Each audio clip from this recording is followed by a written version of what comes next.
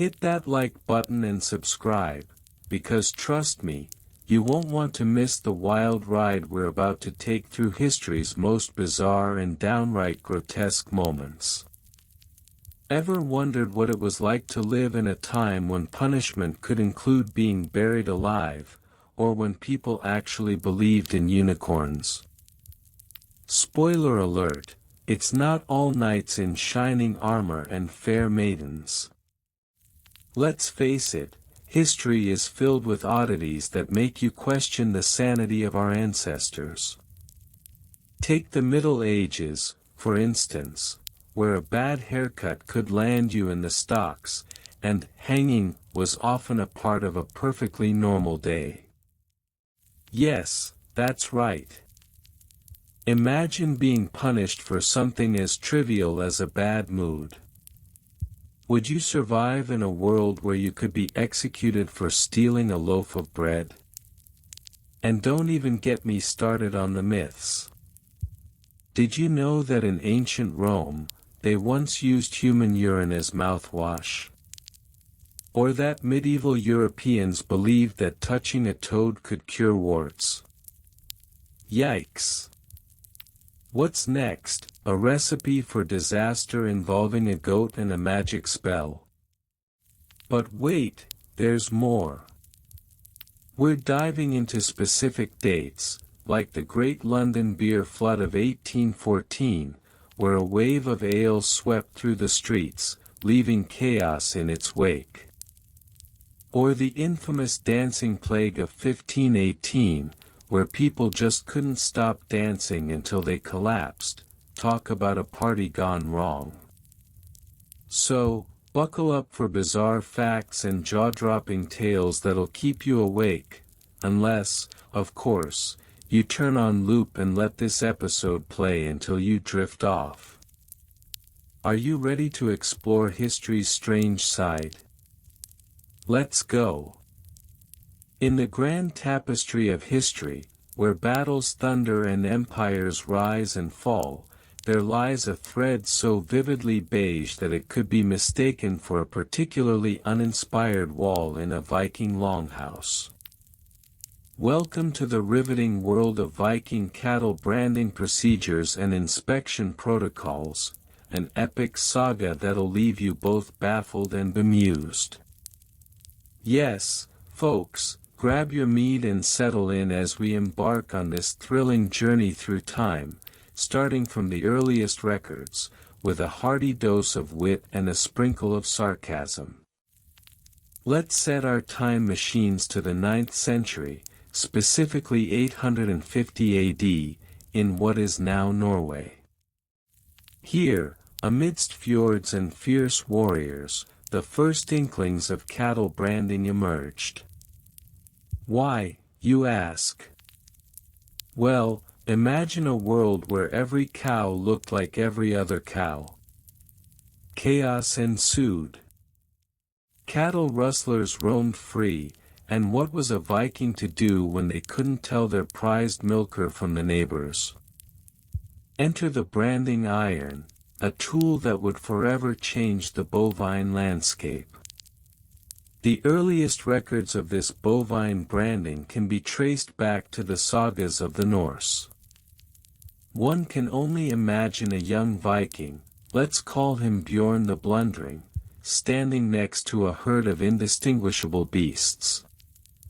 "Harold, how will I ever know which one is mine?" he lamented. Harold, being the wise soul he was, replied, "Brand them, Bjorn. It's either that or learn to tell the difference between a cow and a goat." And thus, the tradition began. Now, let's not gloss over the absurdity of the branding process. The Vikings, being the creative souls they were, didn't simply settle for a simple mark. Oh no! They took it to another level. Historical accounts from 875 AD in the town of Kaupang reveal that Viking cattle were branded with intricate designs. Some of the more ambitious brands resembled mythical creatures, dragons, trolls, and even the occasional very confused-looking elf. Imagine the confusion at market day. I swear I had a cow with a dragon on its flank. Where did it go? By the year 900 AD, cattle branding had become a serious business, with precise protocols emerging, most notably in the area around what is now Hordaland, Norway. Farmers began to establish their own unique marks, often using a combination of letters and shapes that they believed conveyed their family lineage. A list of common brands included: 1. The Hammer of Thor, for the strong and mighty. 2. The Snake of Odin, for the sly and cunning. 3. The Eggplant, a mystery to all, but hey, it was the 9th century. Can you imagine a Viking standing proudly next to their livestock, boasting about their unique brand while simultaneously raising an eyebrow at the eggplant? Ah yes, my great-great-grandfather, the Eggplant King of Norway. A real legend in his time. But let's not forget the inspection protocols. In 950 AD, a rather flustered cattle inspector named Eirik the Efficient, one can only assume he earned his title through sheer determination, was tasked with ensuring that brands were applied correctly. His methods were unconventional. Eirik would often hold branding festivals, where farmers would gather, and challenges would ensue. Each farmer had to brand a cow while reciting their lineage in verse. After a few meads, it was a sight to behold. Some brandings resulted in cows that bore marks resembling a mix of runes and drunken scribbles. "Is that a cow or a canvas?" one bewildered onlooker asked. Fast forward to 1000 AD, when things really started heating up. Literally. In the southern regions of Sweden, a bizarre branding competition emerged where farmers would brand their cattle with heated irons while balancing on one foot. The event was known as the Bovine Balance Battle. Why? Because Vikings clearly had too much time on their hands and not enough cows to brand. The rules were simple: balance on one leg, brand a cow, and recite the entire Edda without losing your balance. Shockingly, records indicate that this was a popular event, with crowds gathering to cheer on their favorite farmers. Look at Bjorn. He's got it. He's got it. Oh no. He's fallen. Brand the cow. Brand the cow. As we move into the 11th century, we encounter a slight shift in the branding landscape. The advent of Viking trade routes resulted in an influx of foreign ideas. By 1050 AD, a few enterprising farmers began to experiment with cold branding, believing it to be a less painful alternative. This method involved using a combination of ice and various herbs to create a numbing effect. "You're going to freeze my what now?" became a common cry among skeptical cattle. But with great innovation came great confusion. In one particularly bizarre incident, a farmer named Olaf the Overzealous accidentally branded a cow with a rune that translated to "delicious." The cow, now known as the dinner cow, became a local attraction, drawing visitors from miles around. Look, children. The cow that says, "Eat me." Can you imagine the conversations that ensued? "I've got a cow that says, blessed by Odin. Oh please, that's nothing. Mine says, delicious. The culmination of Viking cattle branding practices came in 1100 AD with the establishment of the Great Cattle Council of Uppsala. This council sought to standardize branding practices across the Viking realms. They implemented a series of protocols that included 1. Branding iron shapes. Each brand had to be unique, and farmers were encouraged to submit their designs for approval. 2. Branding competitions. To keep spirits high, and ensure no one was branding while inebriated, annual competitions were held. 3. Inspection protocols. Each cow had to be inspected annually, with an official record of its brand, lineage, and any peculiarities noted. The council meetings, I can only assume, were a hoot. Imagine a room full of grizzled Viking farmers arguing over the merits of the hammer versus the eggplant. But I tell you, the eggplant is a symbol of fertility. Fertility? I just think it looks ridiculous. As the Viking Age began to wane in the 12th century, so too did the fervor for extravagant cattle branding. The practicality of it all began to settle in, and the branding design simplified. By 1150 AD, cows were mostly marked with simple initials or geometric shapes. The dragon and the eggplant faded into the annals of history, leaving behind nothing but a few chuckles and a lot of confused historians scratching their heads. And so we reach the end of our journey through the monotonous history of Viking cattle branding procedures and inspection protocols. Who would have thought that behind every epic saga of conquest lay a tale of cows, branding irons, and absurd competitions? Perhaps the next time you hear a Viking story, you'll spare a thought for Bjorn, Eirik, and Olaf, who bravely faced the challenges of cattle ownership with humor, creativity, and a healthy dose of absurdity. In conclusion, what have we learned? That even in the most fearsome of cultures, the humble cow and its branding procedures can provide endless entertainment. Why do we remember the battles and the sagas? Perhaps it's time to give a nod to the unsung heroes of history, the farmers, the cows, and yes, even the eggplants. So raise your horns and toast to the Vikings, who not only conquered lands but also navigated the intricate world of cattle branding with flair and a sense of humor. Scowl! ### The monotonous history of Viking cattle branding procedures and inspection protocols. Viking cattle branding may not be the most thrilling chapter in the annals of history, but it is a surprisingly intricate tale of construction methods, bureaucratic rules, and the unsung heroes who ensured that every cow was accounted for.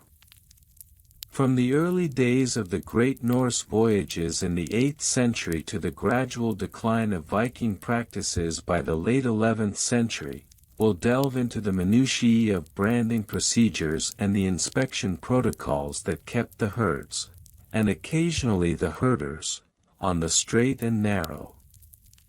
###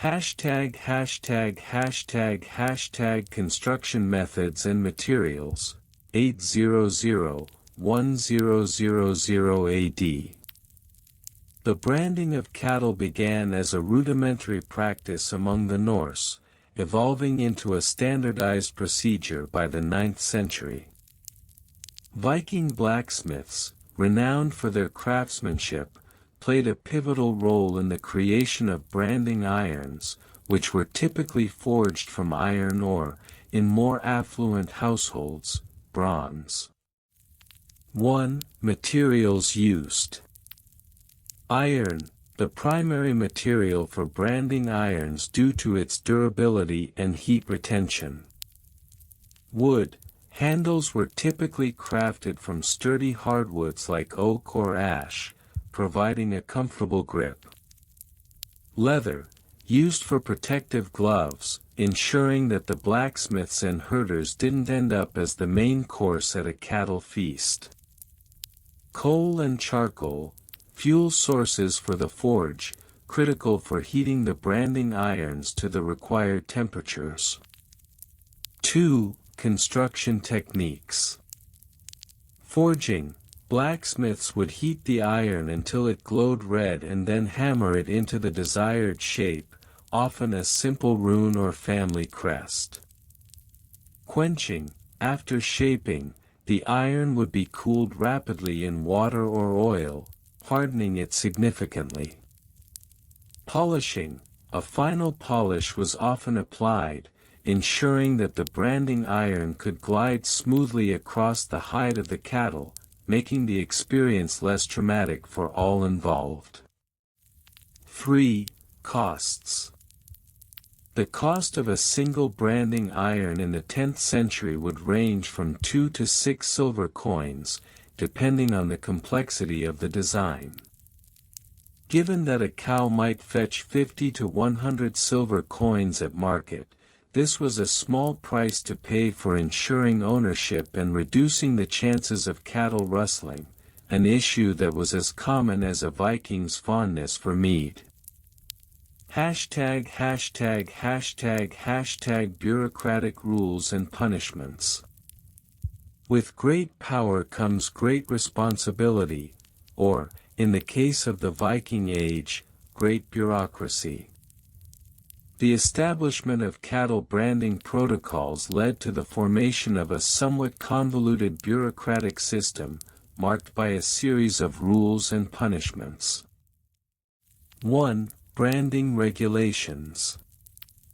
Required actions. Every landowner was mandated to brand their cattle within 3 months of birth. This was a crucial step in establishing ownership. Design approval. Each brand had to be registered with the local thing, assembly, where it would be documented in a ledger, an early form of the brand registry we know today. 2. Penalties. Fines. Failure to register a brand could result in fines ranging from 5 to 15 silver coins, a serious sum for most farmers. Loss of cattle. In cases of repeated non-compliance, the farmer might lose their cattle to the local lord or a rival landowner, a punishment that would haunt them like a poorly sung skald. Imprisonment. For egregious offenses, such as branding another's cattle, the penalties could escalate to imprisonment or, in the worst-case scenarios, a one-way trip to Valhalla courtesy of an irate neighbor. Hashtag roles and job descriptions. The branding of cattle was not a solo endeavor. It required a well-coordinated team of individuals, each with specific roles. 1. The landowner. Responsibilities. Oversaw the branding process, ensured compliance with local laws, and maintained good relations with neighbors to avoid disputes. Skills, negotiation, herd management, and a strong back for lifting heavy branding irons. 2. The blacksmith. Responsibilities, crafted and maintained the branding irons, often doubling as the local armorer for the community's weapons. Skills, metallurgy, artistry, and a talent for dodging the occasional angry bull. 3. The herder. Responsibilities, managed the cattle, ensuring they were fed and healthy, and gathered them for branding. Skills, animal husbandry, leadership, as herding often required rallying a somewhat wayward herd, and a knack for telling tales around the fire to keep morale high. 4. The brand inspector. Responsibilities: verified that all cattle were branded and that brands were correctly registered. Skills: attention to detail, knowledge of local laws, and the ability to run fast if a disgruntled farmer decided to contest a ruling. Hashtag technical specs and inventories. The technical specifications for a Viking branding iron were surprisingly standardized, though variations existed based on regional preferences and family crests. 1. Dimensions. Length: typically between 3 and 5 feet, allowing for a safe distance from the animal while branding. Width of the branding head ranged from 4 to 8 inches, with designs featuring simple circles or more intricate family symbols. 2. Inventory management. Each farm maintained an inventory of branding irons, often recorded in a ledger alongside cow counts. A typical inventory might look like this. Branding irons: 3, 1 for each family member. Cattle: 20, with names like Snorri, Freya, and a cow aptly named Dinner. Herding tools: 5 staffs, 2 lassos, and a spare pair of boots for muddy days. 3. Maintenance. Regular checks were performed to ensure branding irons were not corroded and handled correctly. A rusty iron could lead to infections and, as any cattle owner would know, an unhappy cow. Hashtag the legacy of Viking cattle branding. By the 11th century, as Viking raids tapered off and agriculture became more sedentary, the once rugged procedures of cattle branding began to evolve into more sophisticated agricultural practices. The bureaucratic systems established during this time laid the groundwork for future agricultural governance. 1. Shift in practices. With the rise of feudalism, branding became a symbol of land ownership rather than mere cattle ownership. Nobles were required to register their brands with local authorities, leading to a more organized system of agricultural management. 2. Cultural impact. The branding practices became intertwined with Norse culture, influencing art, literature, and even storytelling. Skalds would regale audiences with tales of heroic cattle rustlers, valorous herders, and the occasional mishap involving a branding iron and a stubborn cow. 3. Modern echoes. Today, cattle branding still exists, albeit in more regulated forms, and is often accompanied by a series of inspection protocols that owe much to the Viking models. One can only imagine that if a Viking were to time travel to the present day, they might find the modern rancher's branding process an exotic, albeit less dramatic, version of their own. Hashtag conclusion. The history of Viking cattle branding procedures and inspection protocols might lack the glamour of epic battles and grand voyages, but it reflects a critical aspect of life in the Viking Age. Through construction methods, bureaucratic rules, and the roles of various individuals, the seemingly mundane task of branding cattle reveals the complexities of Norse society. So, the next time you hear a cow moo, consider that there may be a rich history behind its brand. And if you ever find yourself with a branding iron in hand, remember the lessons of the past. A clear brand is worth its weight in silver, but a rusty iron is just a recipe for a very angry cow. The monotonous history of Viking cattle branding procedures and inspection protocols. In the rugged landscapes of Scandinavia, where fjords meet fierce winds, the Vikings carved out a life that was both adventurous and, at times, surprisingly bureaucratic. While the tales of Viking raids and explorations are the stuff of legend, there exists an equally riveting yet less celebrated saga, the meticulous and rather monotonous history of cattle branding procedures and inspection protocols. ### Construction methods and materials. Branding cattle, a practice that dates back to the early Viking Age, circa 793 AD, was not merely a matter of marking livestock, it was a blend of artistry and engineering. The branding irons were crafted from iron, which was abundant in the region, and were often adorned with intricate designs showcasing the owner's lineage or clan symbols. Construction techniques *. 1. Forging *. Skilled blacksmiths, or smør, would heat iron rods to a glowing red and then hammer them into shape. 2. Quenching *. To temper the iron, it was plunged into cold water, giving it both strength and durability. 3. Finishing touches *. Decorative elements were added using finer tools, giving each brand a unique flair. The result? A brand that was both functional and a statement of ownership.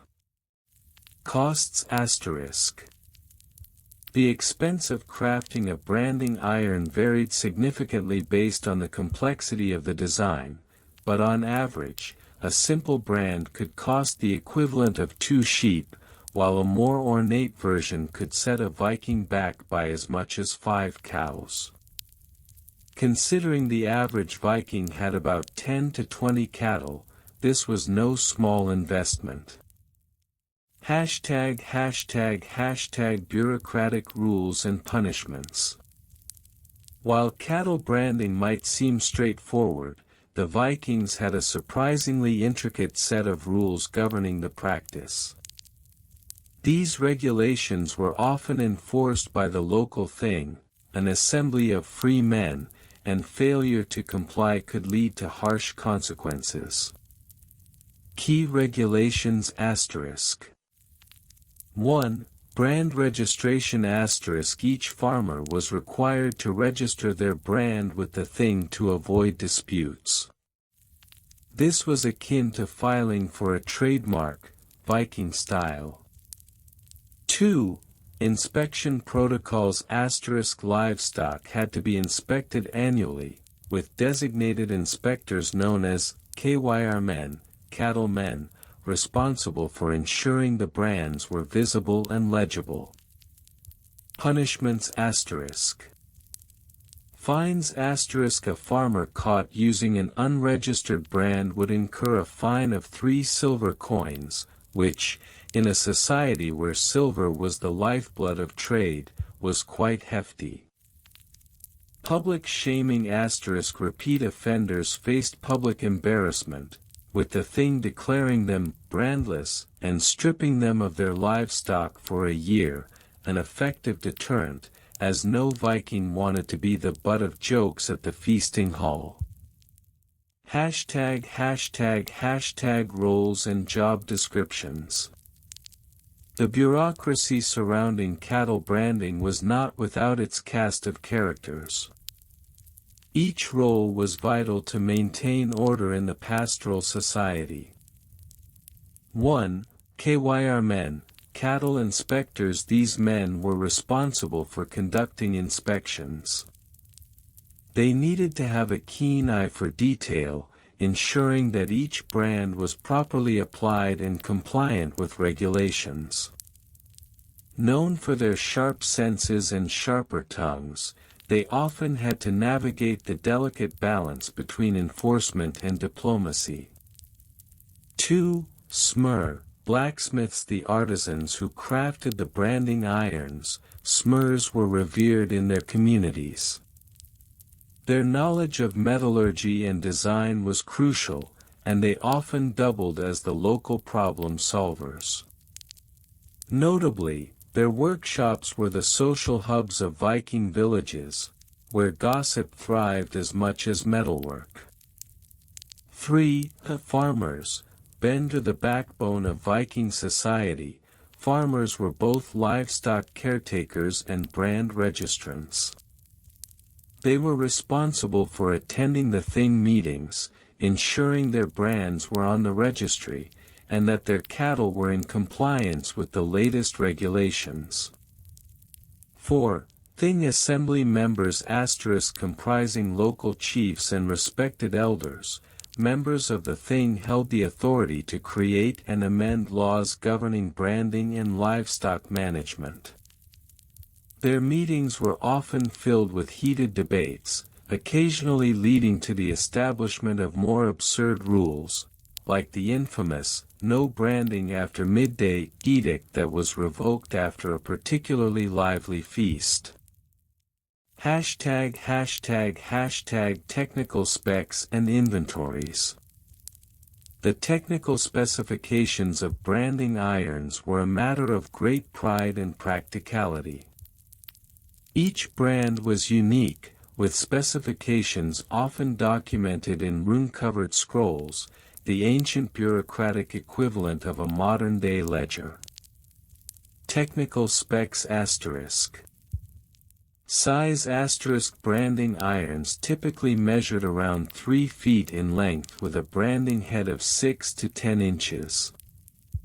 The size ensured a clear mark on even the most robust hides. Shape * common shapes included circular, triangular, and even the occasional whimsical design. Rumor has it that one farmer had a horned helmet brand which prompted much laughter among the neighboring villages. Inventory management *. Farmers were required to maintain an inventory of their branded cattle, documenting each animal's brand, age, and health status. This was often inscribed on wooden tablets or parchment, and failure to keep accurate records could lead to the loss of livestock in legal disputes. An intriguing anecdote. Consider the case of Bjorn the Brandless. A notorious figure in 9th century Norway, Bjorn was known for his inability to properly register his brand.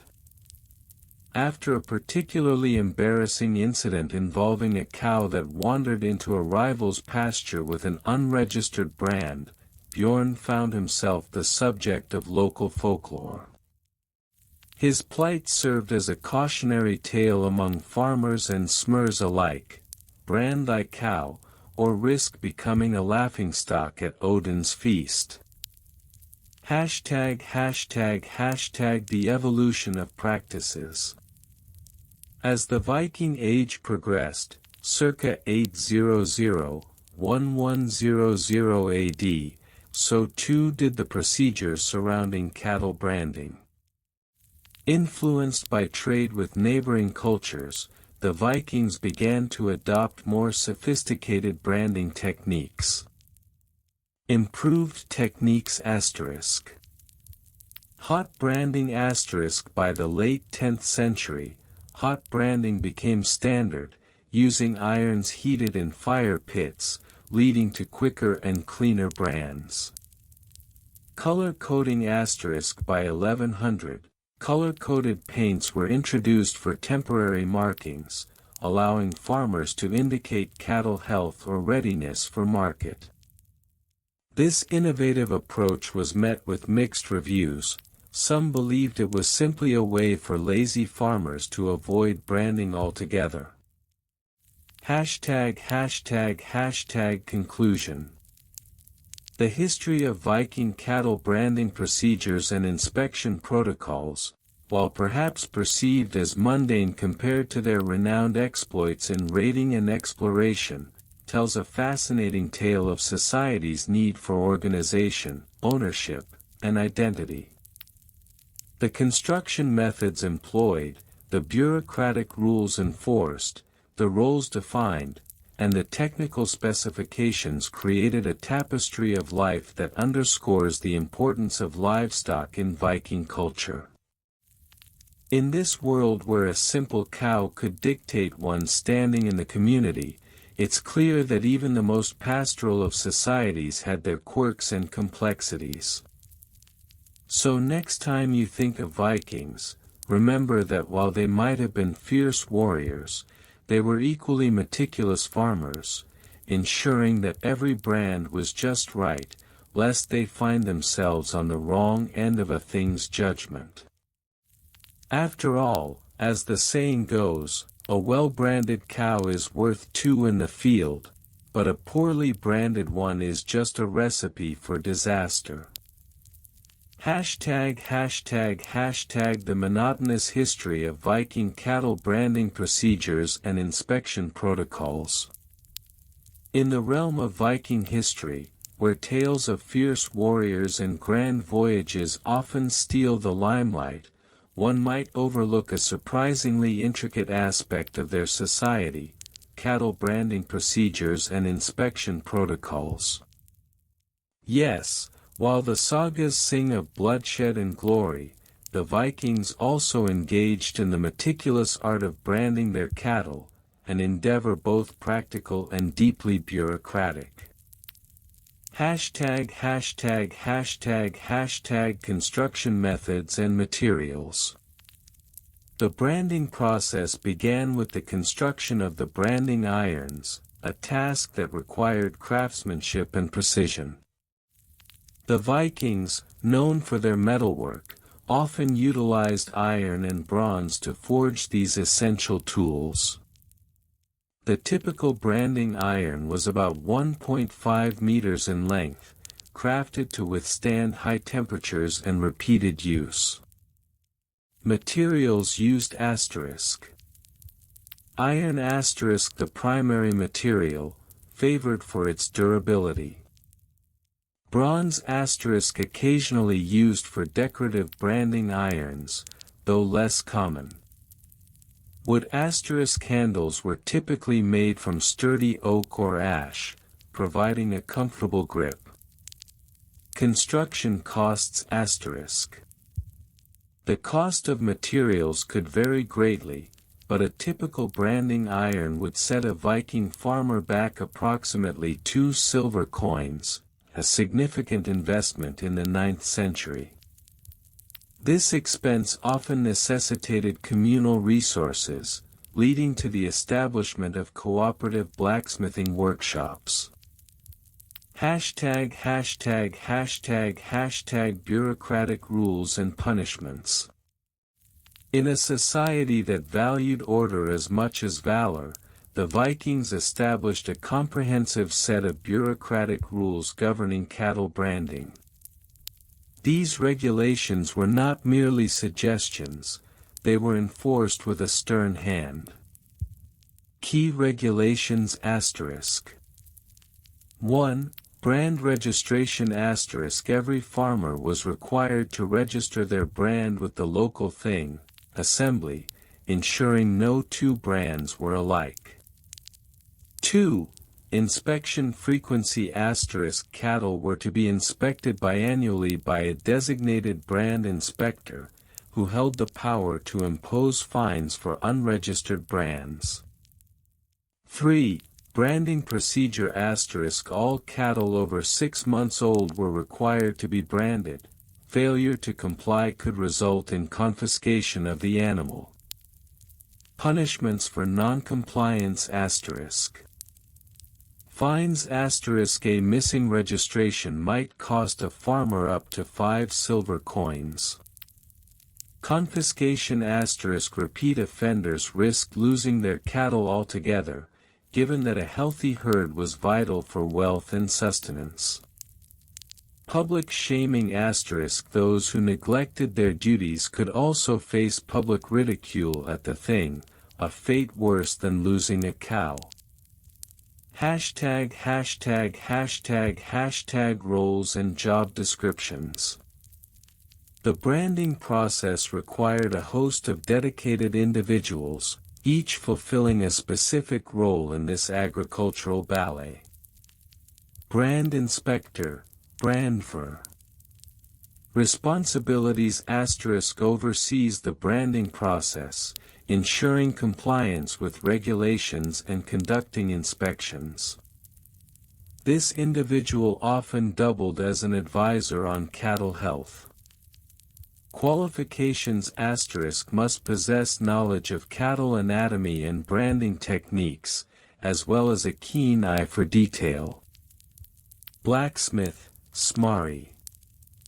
Responsibilities * constructs and repairs branding irons, ensuring they are of high quality and heat resistant. Qualifications * requires expertise in metallurgy and the ability to craft tools efficiently. Cattle farmer, Bwandi. Responsibilities * responsible for the actual branding of the cattle, maintaining herd health, and ensuring compliance with local laws. Qualifications * must know how to handle cattle safely and effectively, typically learned through generations of practice. Apprentice, Larisvane. Responsibilities * assists the blacksmith or farmer, learning the trade while performing menial tasks. Qualifications * must demonstrate a willingness to learn and a basic understanding of animal handling. It's worth noting that while the brand inspector wielded a significant amount of power, they often had to contend with farmers who believed their brand was superior. A brand rivalry could easily escalate into a full-blown feud. After all, no Viking wanted to be known as the one whose cattle looked like they'd been through a hedge backward. Hashtag technical specs and inventories. An effective branding operation relied on detailed inventories and specifications, ensuring that every aspect of the process was accounted for. Brand specifications *. Shape * most brands feature geometric designs or symbols representing the owner's lineage or achievements.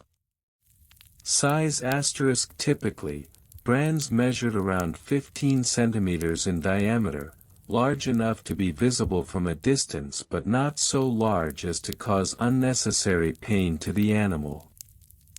Inventory checklist * 1. Brand irons * minimum of 2 per farmer, to allow for repair and replacement. 2. Firewood * sufficient to keep the branding iron hot, approximately 3 to 5 logs were needed for each branding session.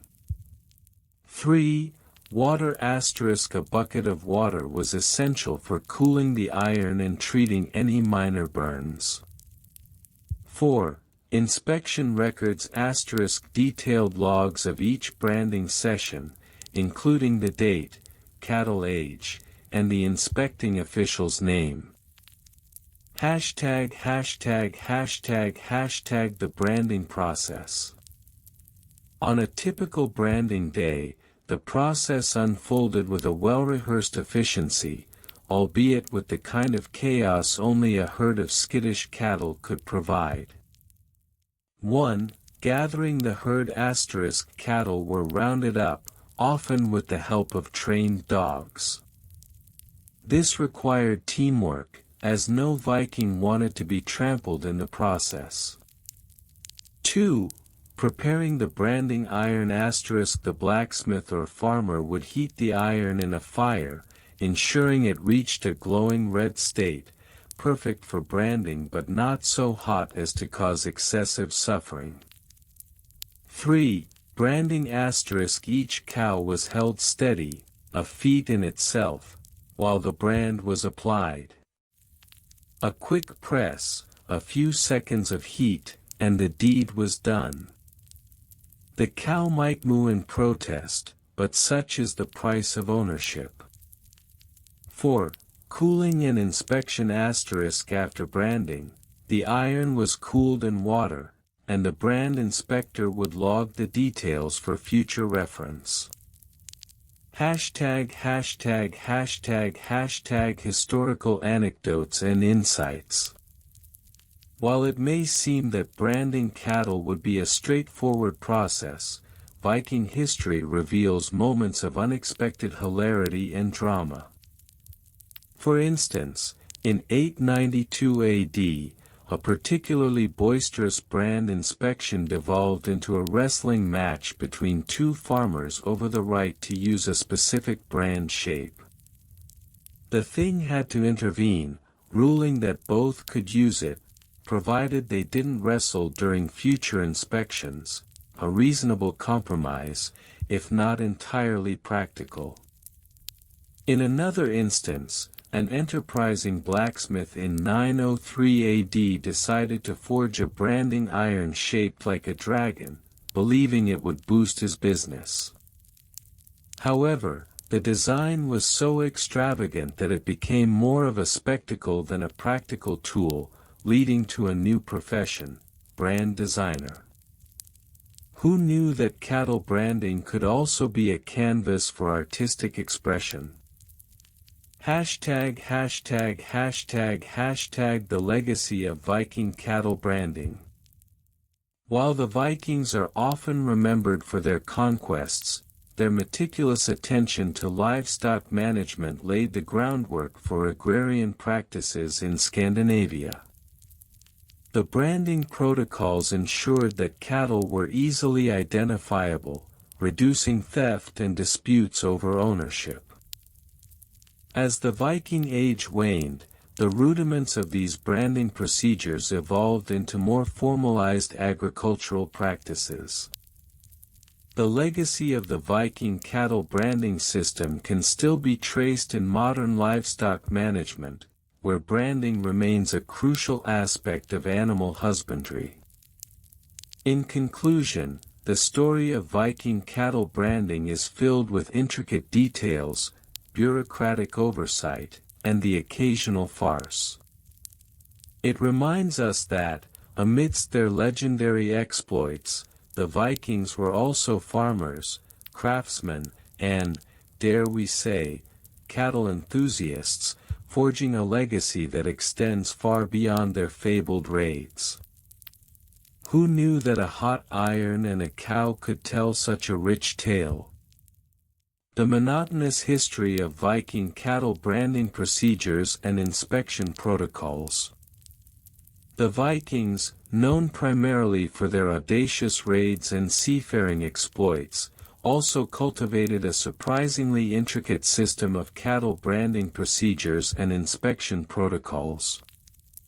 While the prospect of Viking cattle branding may not spark the same thrill as a dragon ship sailing into battle, a closer look reveals a story filled with construction methods, bureaucratic rules, and the everyday grind of a medieval agrarian society. So, fasten your helmets. This isn't just a plunder of metal and fire, it's a deep dive into the mundane yet vital world of Viking livestock management. Construction methods and materials. 800–1000 AD. Cattle branding in Viking society was no haphazard affair, it was a well-structured process involving considerable craftsmanship. Viking cattle brands were typically made of iron, chosen for its durability and ability to withstand high heat. The crafting of these brands involved several steps. 1. Material sourcing. Iron was often sourced from local forges, which were abundant in areas rich in natural resources, such as the iron-rich regions of Norway and Sweden. 2. Brand design. Each farmstead had its distinct brand, which often reflected familial lineage or local mythology. Designs ranged from simple geometric shapes to intricate runes, making each brand a unique identifier. 3. Forging process. Blacksmiths would heat the iron in a forge until it was glowing red, then hammer it into the desired shape. The process could be labor-intensive, requiring about half a day for a skilled smith to complete a brand. 4. Cost considerations. A single brand could cost around 2 silver pieces, depending on the intricacy of the design and the skill of the blacksmith. Given that a typical Viking warrior earned around 3 silver pieces a month, branding was a serious investment for farmers. 5. Seasonal branding. Branding typically occurred in late spring or early summer, aligning with the calving season. It was a communal effort, often accompanied by feasting, though the smell of singed hair may not have been the most appetizing of aromas. ### Bureaucratic Rules and Punishments, 900–1100 AD.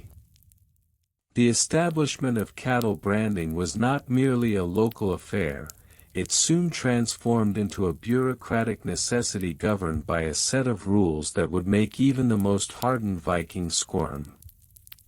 Local chieftains and assemblies, things, were responsible for overseeing compliance.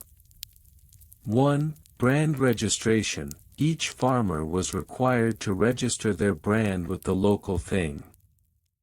This often involved a lengthy and tedious process, including filling out forms. Yes, even Vikings had paperwork, detailing the design and purpose.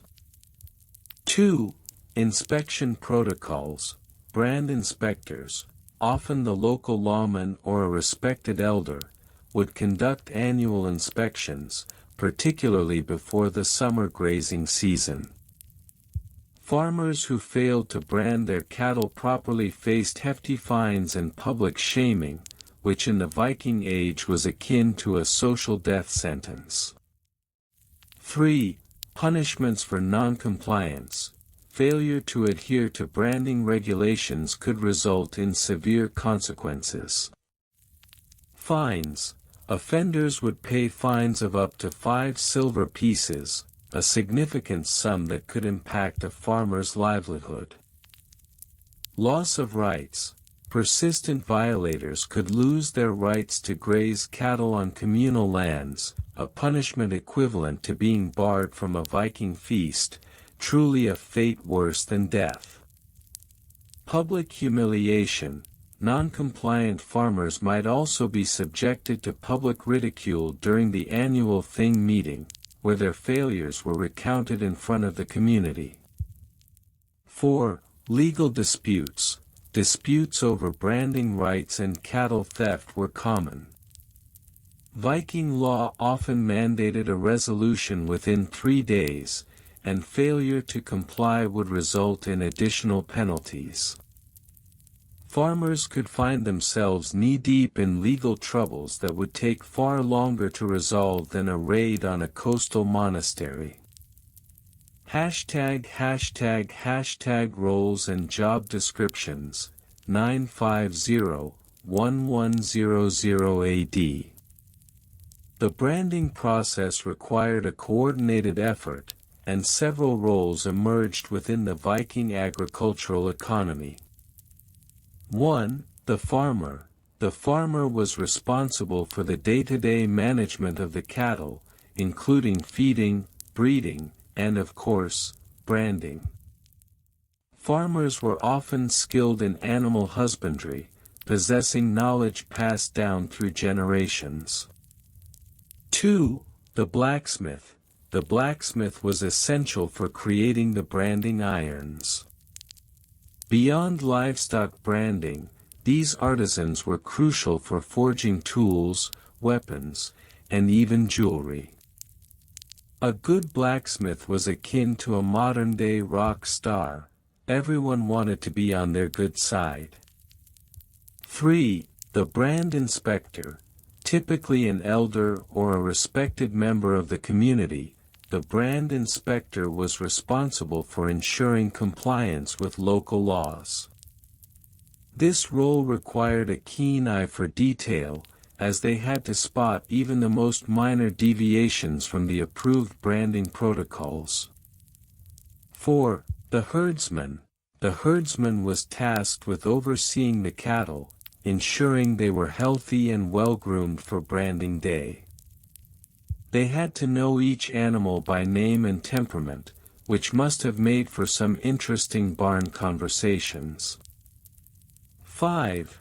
The scribe. Though not common, some larger farms employed scribes to keep track of branding records and cattle inventories. Given the lack of formal education, these scribes were often highly respected, even if they were the only ones who could read and write. ### Technical specs and inventories, 1000 to 1100 AD. As the Viking Age progressed, the branding process became increasingly standardized, leading to the development of technical specifications and inventories that would make even the most mundane bureaucrat proud. 1. Standard brand dimensions. By the late 11th century, a standard brand size of approximately 15 cm by 10 cm was established, allowing for visibility while not being overly cumbersome. 2. Material inventory. Farms were required to maintain an inventory of tools and materials used for branding. Iron brands. Each farm typically had 1 to 3 brands, depending on the number of cattle and family size. Fuel sources. A collection of firewood or charcoal was necessary to heat the branding irons. 3. Branding inventory. Farmers were mandated to keep a detailed record of their livestock, including number of cattle, how many were branded, unbranded, and lost. Health records, any significant health issues, which were noted for future reference. 4. Yearly inspections. Every summer, a detailed inspection required farmers to present their inventory to the local thing, which would consist of cattle count, a tally of branded versus unbranded cattle. Brand condition, an assessment of the branding equipment's condition. After all, no one wants a rusty brand. 5. Branding Day Protocol. Branding Day itself was a formal event, with specific steps. Cattle were rounded up and penned. Each animal was inspected for health before branding. The brand was heated, and a designated brander would apply the brand swiftly, ensuring minimal stress to the animal, and less time for the cattle to run off screaming. ###witty asides. While one might imagine that Viking cattle branding was a bloodthirsty affair, it was actually quite the opposite. Think of it as a medieval version of a spa day, minus the luxurious scent of lavender and with a little more ouch. And let's not forget the irony. While Vikings were known for their fierce raids, their branding practices were far more about loyalty and family than pillaging. After all, nothing says, "I love you," like a hot iron pressed against your backside. ###conclusion. The history of Viking cattle branding procedures and inspection protocols might not make it into the annals of grand sagas, but it reveals a side of Viking life that was just as crucial as their legendary raids. The meticulous attention to detail in construction methods, adherence to bureaucratic rules, the defined roles within the community, and the technical specifications of branding all contributed to a functional agrarian economy. So, the next time you think of Vikings, remember that amidst their glorious plunders and epic battles, there was a world of cattle branding that kept their society running smoothly. And perhaps, just perhaps, they felt a certain pride in their well-branded livestock, a different kind of conquest, forging a legacy that was both robust and, dare we say, a bit more mundane. Title: The Monotonous History of Viking Cattle Branding Procedures and Inspection Protocols. The Vikings, fierce warriors, daring explorers, and, as it turns out, rather meticulous cattle branders. It's easy to envision these burly Norsemen charging into battle, axes raised high, but let's not forget that once the dust settled and the mead began to flow, they had a more mundane, yet surprisingly intricate, side to their lives: cattle branding. Yes, while some were pillaging and plundering, others were busy ensuring their bovine investments were securely marked and legally documented. So, grab your horned helmet and settle in, because we're about to dive into the astonishingly tedious world of Viking cattle branding procedures and inspection protocols. Regional variations over time: the Cattle Branding Olympics. As with all great cultural phenomena, Viking cattle branding was not a one-size-fits-all endeavor. Different regions had their own quirks and variations. Think of it as the Cattle Branding Olympics, where every region had its unique style, much like how different countries approach the art of the hot dog.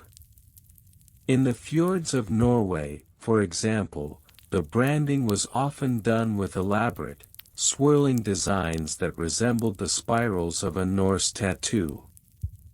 These brands were not just for identification, they were a form of artistic expression, telling tales of lineage and bravery.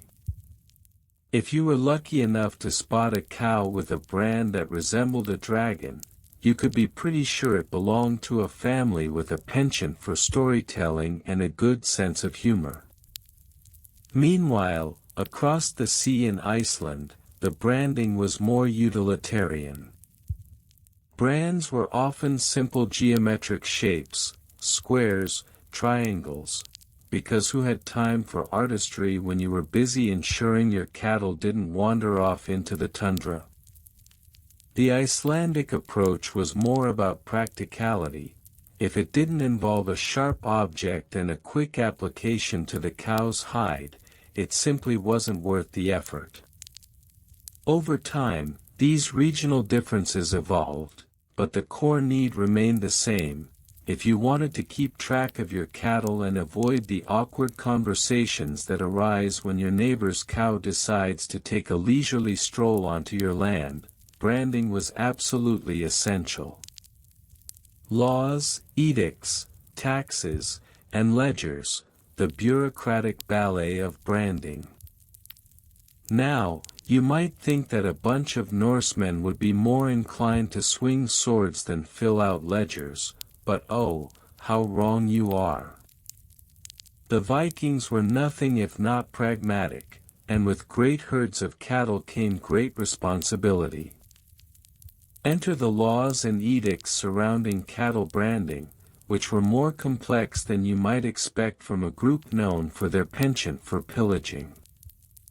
By the time the Vikings started settling down and establishing their own kingdoms, they realized that a certain level of organization was necessary, especially when it came to claiming ownership of livestock.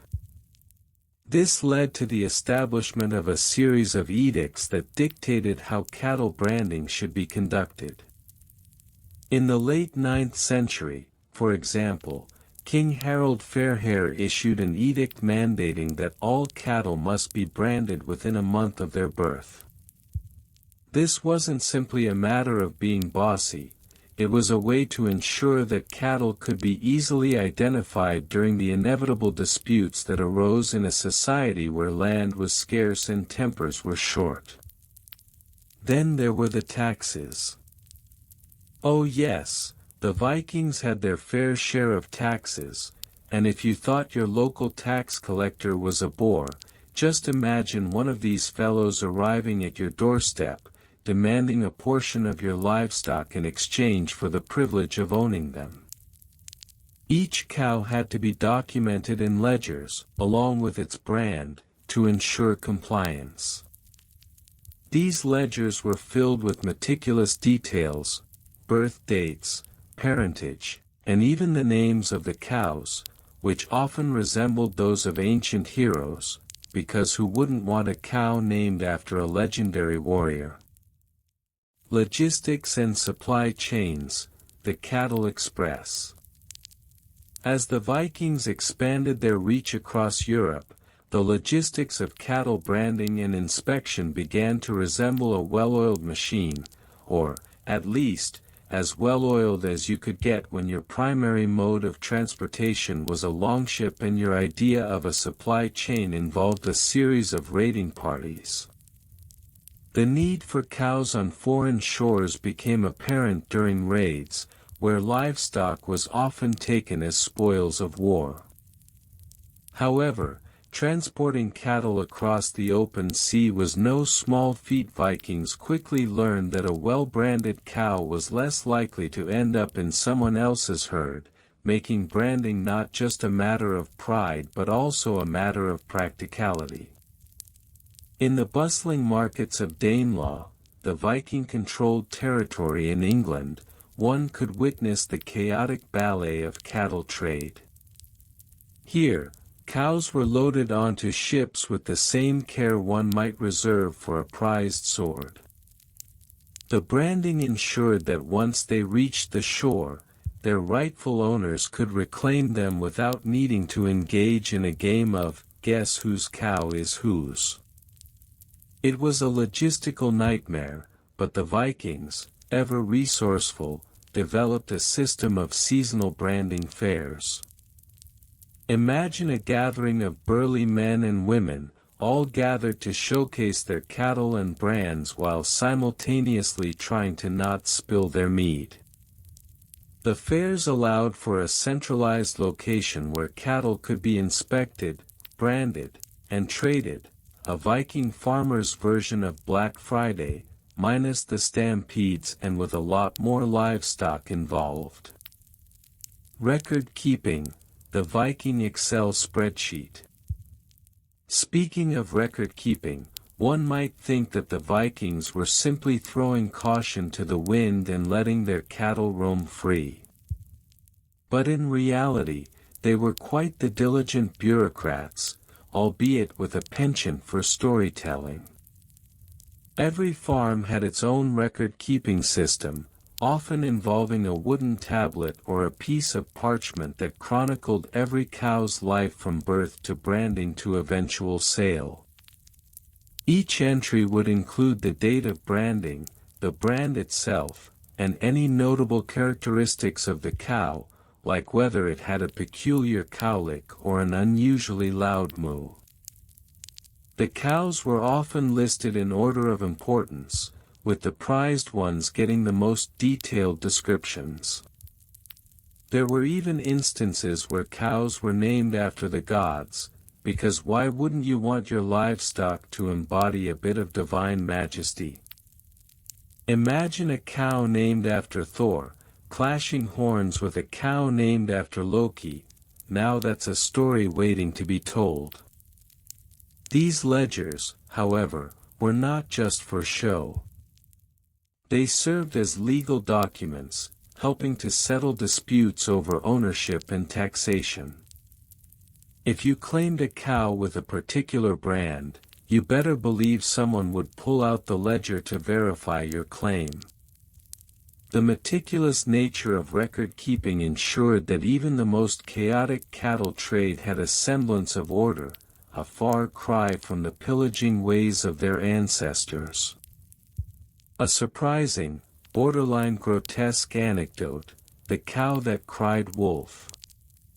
Now, let's take a moment to revel in the absurdity that often accompanies history. One particularly grotesque but somewhat humorous anecdote involves a cow named Grendel, who lived on a farm in Norway.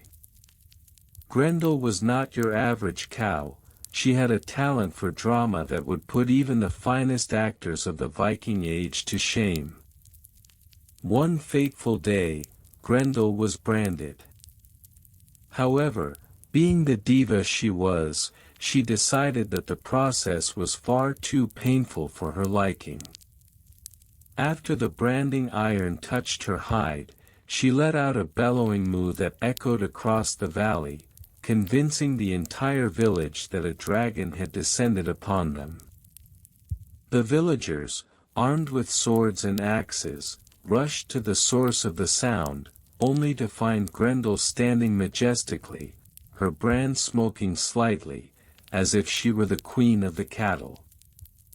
Instead of appreciating the artistry of her new brand, the villagers began to argue about whether or not they should go back to their homes and tell tales of the dragon they had slain. In the end, Grendel simply rolled her eyes, if cows could roll their eyes, that is, and went back to chewing her cud, forever solidifying her status as the most dramatic cow in Viking history. Conclusion: a legacy of branding. So there you have it, a rather in-depth exploration of the monotonous yet surprisingly intricate history of Viking cattle branding procedures and inspection protocols. From regional variations and bureaucratic ballet to the logistics of cattle trade and the hilarity of Grendel's melodrama, it's clear that even the most mundane aspects of Viking life were steeped in peculiar charm and complexity. While we may remember the Vikings for their conquests and exploits, let us not forget the importance of their cattle branding practices, an unsung hero of their society that kept the peace, and the cows, in check. So, the next time you see a cow, take a moment to appreciate the history behind that brand. After all, it's not just a mark, it's a legacy of meticulous care, wild adventures, and perhaps a dash of theatrical flair. #### The monotonous history of Viking cattle branding procedures and inspection protocols. Ah, the Vikings! Those fearless marauders of the seas, known for their seafaring exploits, pillaging, and, let's not forget, an unquenchable thirst for adventure. But beneath the helmets adorned with horns and the mythos of axe-wielding warriors lies a tale far less thrilling, the riveting world of cattle branding procedures and inspection protocols. Yes, you heard that right. While you might have thought Viking history was all about longboats and sagas, it turns out that the saga of cattle branding is equally, if not more, convoluted and tedious. #### Regional variations over time. Now, let's set the scene. Imagine the vast, rugged terrain of Scandinavia, home to various tribes and clans, each with its own peculiar way of marking its livestock. While some might have chosen a simple rune or a symbol representing their family crest, others opted for more elaborate and colorful designs. By the time we reach the 10th century, it becomes abundantly clear that no two Viking settlements could agree on a single branding method. One village might be sporting a flaming sun, while the next was branding its cows with what can only be described as an abstract artistic interpretation of a fish caught at a particularly awkward angle. This regional flair wasn't merely a matter of aesthetics, it was a vital piece of the economic puzzle. Brand recognition, if you will, was essential for keeping track of livestock, especially when raiding parties were out pillaging and the cows were left to graze unattended. In this way, branding became a rite of passage for the youth of the village, who would gather around to watch as their elders held the hot metal rod, preparing to sear into the hide of a cow a mark that would last a lifetime, or until the next unfortunate case of mistaken identity at the neighbor's barn. ###### laws, edicts, taxes, and ledgers. As the Viking Age progressed, so too did the bureaucratic machinery of cattle branding. Enter the laws and edicts. Imagine a gathering of the most important chieftains, donning their finest furs and best horned helmets, discussing the pressing issue of unauthorized branding. "We can't have just anyone branding their cattle with a rogue design," one chief would declare, slamming his fist on the table, causing a nearby roast boar to wobble precariously. Thus, the laws of the land were eventually codified. Cattle branding became the subject of royal decrees and legalistic minutiae, with specific guidelines on how and when to brand. Each clan was required to register their unique brand with the local authority, leading to an intricate system of ledgers that could rival the complexity of the Viking sagas themselves. Picture scribes hunched over scrolls, diligently recording each brand, along with the names of the cows, their ages, and even their favorite grass. Yes, the Vikings had a penchant for detail that extended beyond mere pillaging. Taxes, of course, were the inevitable offspring of such record-keeping. The brand became a taxable asset. The more cattle you owned, the heftier the tax. This led to the rise of a peculiar practice known as brand inflation. To avoid higher taxes, enterprising farmers began to share brands, resulting in a veritable alphabet soup of overlapping designs. Little did they know that this would sow the seeds for future centuries' confusion over ownership and lead to some rather awkward cattle negotiations. ##### logistics and supply chains. Now, let's talk logistics. As the Vikings expanded their reach, trading with Byzantium, raiding the British Isles, and generally wreaking havoc across Europe, the supply chain of cattle became an increasingly convoluted affair. While you might imagine the Vikings' longboats filled with gold and slaves, there was also a quiet, steady hum of cows being transported across the seas. Now, you might be wondering, how on earth did they manage to transport cattle across such tumultuous waters? The answer lies in a combination of brute strength and sheer audacity. Cows were tied securely and loaded onto ships, often with a few brave souls tasked with the not-so-glamorous job of keeping them calm. "Baja, we're not going to die," they would chant, as the ship rocked precariously. One can only imagine the sea shanties that emerged from these experiences. Once landed, the cattle were then herded to local markets, where the branding system kicked into high gear. Farmers would compare brands, negotiate prices, and engage in the ancient practice of cattle bartering. Picture two burly Vikings, one with a flaming sun brand and the other with a decidedly abstract fish, arguing over the merits of their respective cows, all while simultaneously keeping an eye out for any rival clans who might be planning a surprise raid. ##### record keeping with lots of specifics. Ah, the joy of record keeping.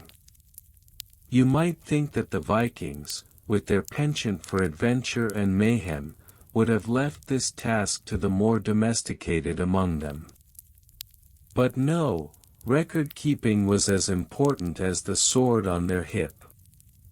Each village maintained meticulous records of their cattle, detailing everything from birth dates, which were often approximated based on the moon phases, to the number of offspring produced, which could be subject to the occasional exaggeration. The records were often inscribed on wooden tablets or carved into stone, making their way into the famed Landnama, the Book of Settlements, a veritable cattle directory of the Viking world. Imagine flipping through that tome. Here lies Bjarni the Brave, owner of 3 cows, 2 of which are named after Norse gods and one that refuses to moo on command. The specifics could be mind-numbingly detailed, including dietary preferences, temperamental quirks, and even grievances filed by neighboring farms. The sheer volume of paperwork would make modern tax accountants weep. And let's not forget the penalties for poor record-keeping. A farmer who failed to document the birth of a cow might find himself in front of the local chieftain, facing accusations of cattle fraud, a fate worse than a Viking's worst nightmare, being forced to drink mead in silence while others regale tales of daring raids. One surprising, borderline grotesque anecdote. And now, for a moment of levity, or rather grotesqueness, let me regale you with a tale that stands out in the otherwise monotonous chronicles of Viking cattle branding. There exists an account of a particularly ambitious Viking farmer named Rolf.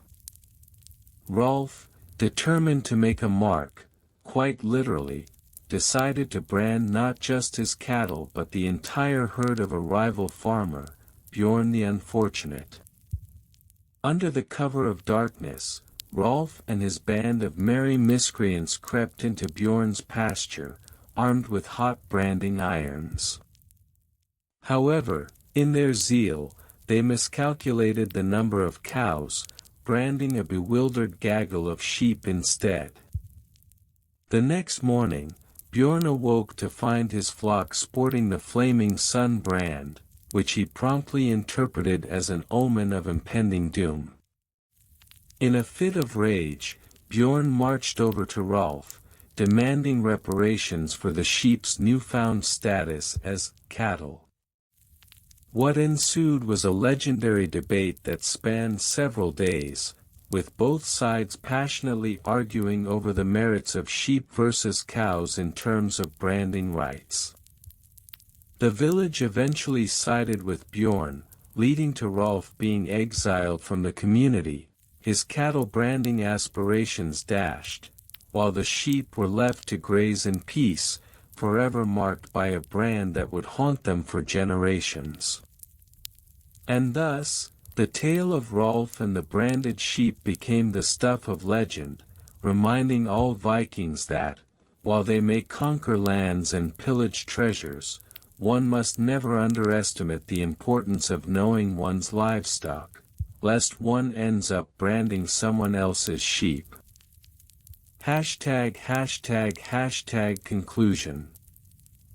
So there you have it, the rather monotonous, yet unexpectedly intricate saga of Viking cattle branding procedures and inspection protocols. Who knew that behind the tales of valor and epic battles lay the equally epic saga of cattle management? It's a reminder that history is often more complicated than it seems, filled with bureaucratic blunders, regional quirks, and yes, even the occasional grotesque mishap. So the next time you admire a Viking warrior, take a moment to appreciate the unsung heroes of the Viking Age, the cattle herders, the scribes, and the ill-fated farmers who dared to dream big, only to find themselves branded for life, figuratively speaking, of course. The monotonous history of Viking cattle branding procedures and inspection protocols.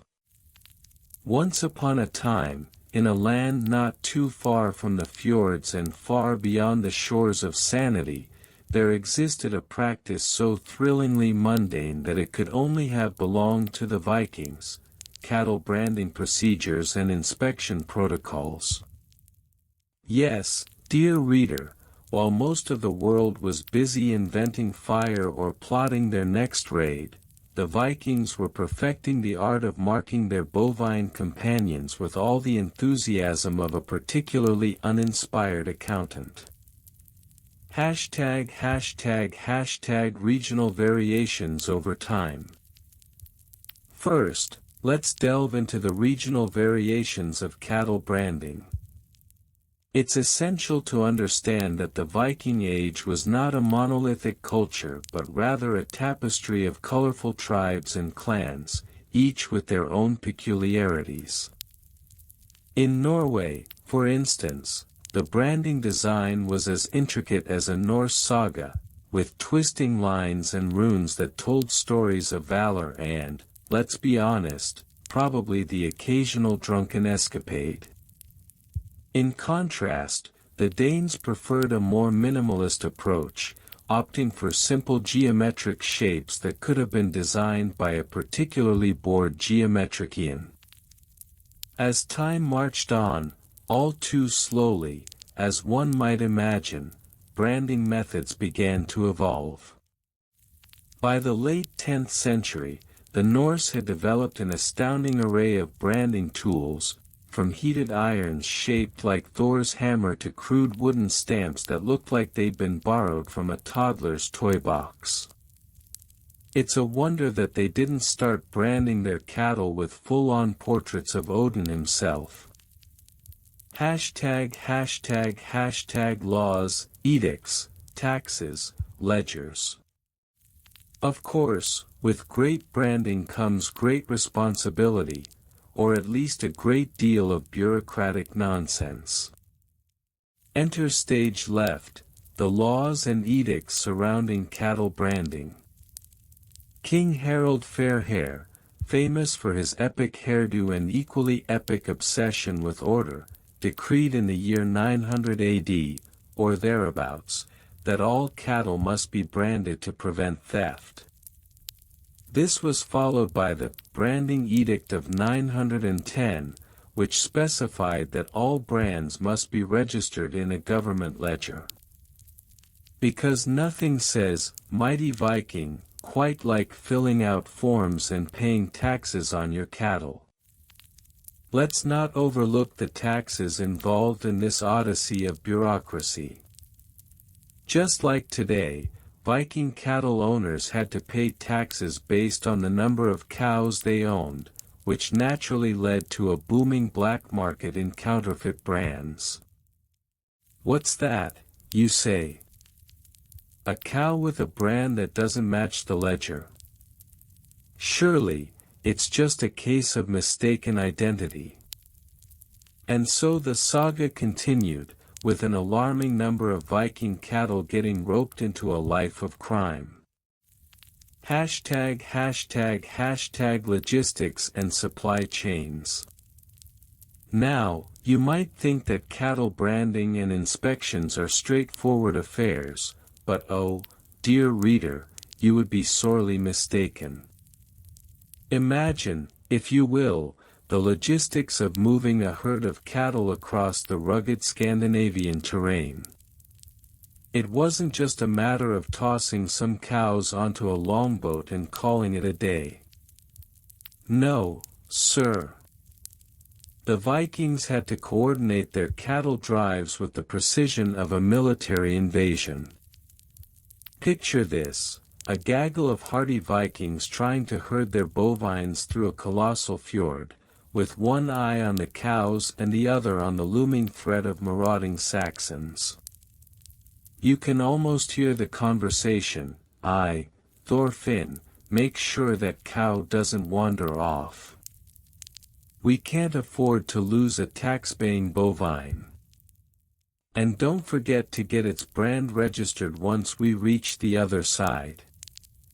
And let's not ignore the supply chains involved in this cattle-centric enterprise. The Vikings weren't just branding their cows, they were also transporting them to markets, where they could be sold or traded for even more cows. This led to the development of makeshift branding stations along trade routes, where weary travelers could stop, brand their livestock, and possibly engage in a bit of light-hearted cattle theft. After all, who could resist a good heifer? Hashtag record keeping with lots of specifics. Record keeping. The heartbeat of any good bureaucracy. The Vikings took this task seriously, with meticulous ledgers that detailed every cow they owned, the brands they bore, and even their lineage.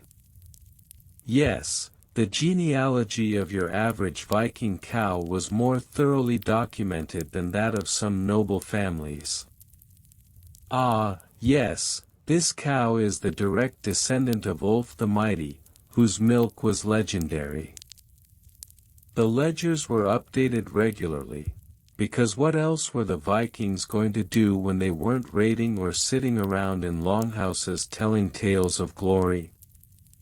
Each cow's brand was recorded alongside its unique traits. This one has a propensity for chewing on anything made of leather, while that one has a tendency to kick anyone who dares approach it. A fine addition to our herd. One can only imagine the Viking clerks tasked with this job, laboring away to ensure every detail was captured.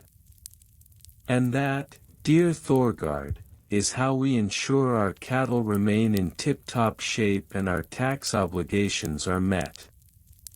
Now, where's my mead?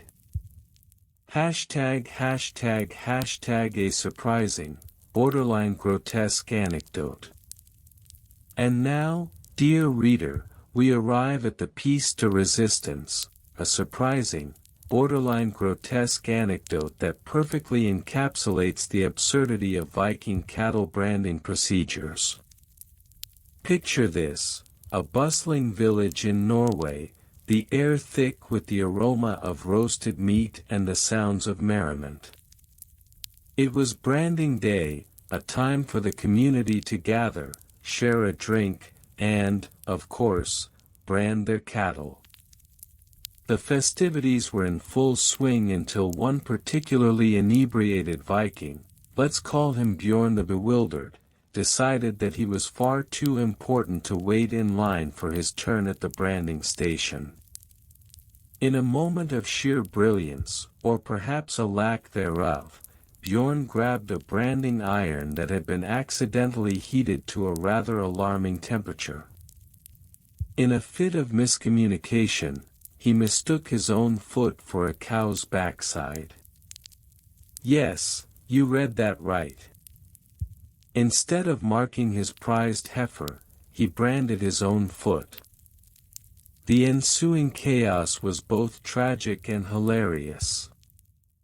As Bjorn hopped around the village, bellowing in pain and confusion, his fellow Vikings watched in a mix of horror and amusement. Is that a new branding technique? One asked, stifling laughter. I've heard of foot branding, but this is next level. It didn't take long for the story of Bjorn's blunder to become legend. From that day forth, it served as a cautionary tale, thou shalt not brand thyself, lest thou become the butt of jokes for generations.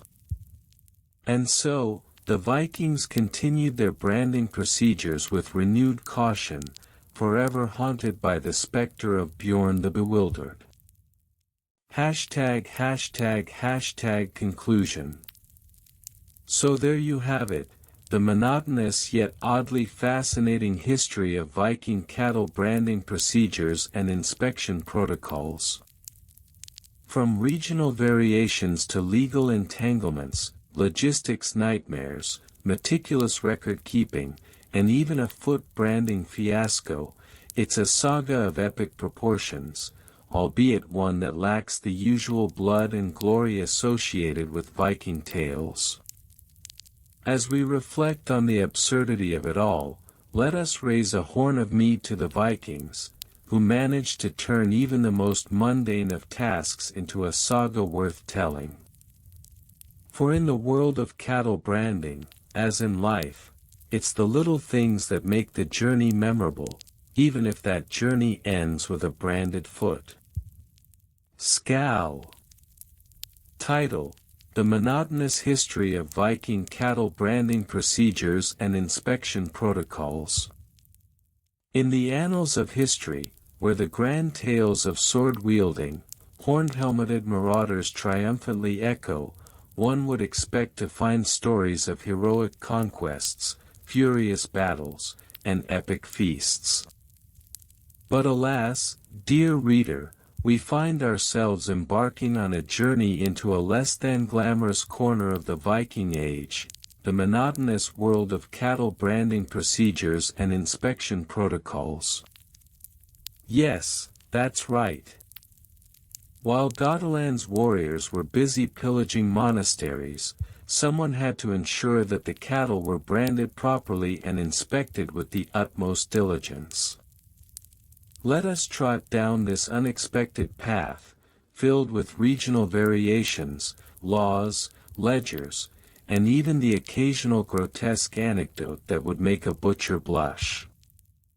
Regional variations over time, a brand new perspective. First, let's talk about regional variations. Viking cattle branding was not a one-size-fits-all endeavor. No, each region had its own flair, much like Fashion Week, but with less chiffon and more mooing. In Norway, for instance, the brands often resembled intricate knot patterns, reflecting the Norse's obsession with all things interconnected and puzzling. Meanwhile, in Denmark, brands were more straightforward, often depicted as a simple D for Danish, which, of course, was a nod to their confidence, if not their creativity. As the years rolled on, these brands morphed and evolved like the bad haircuts of the period. The introduction of Christianity in Scandinavia didn't just bring about a shift in spiritual beliefs, it also led to a rather fascinating bureaucratic backlash. Suddenly, cattle branding was not simply a matter of pride but a necessity to prove ownership, a sort of bovine passport system before the concept of passports had even been invented. Laws, edicts, taxes, and ledgers, the paperwork that killed the sword. Ah, the paperwork.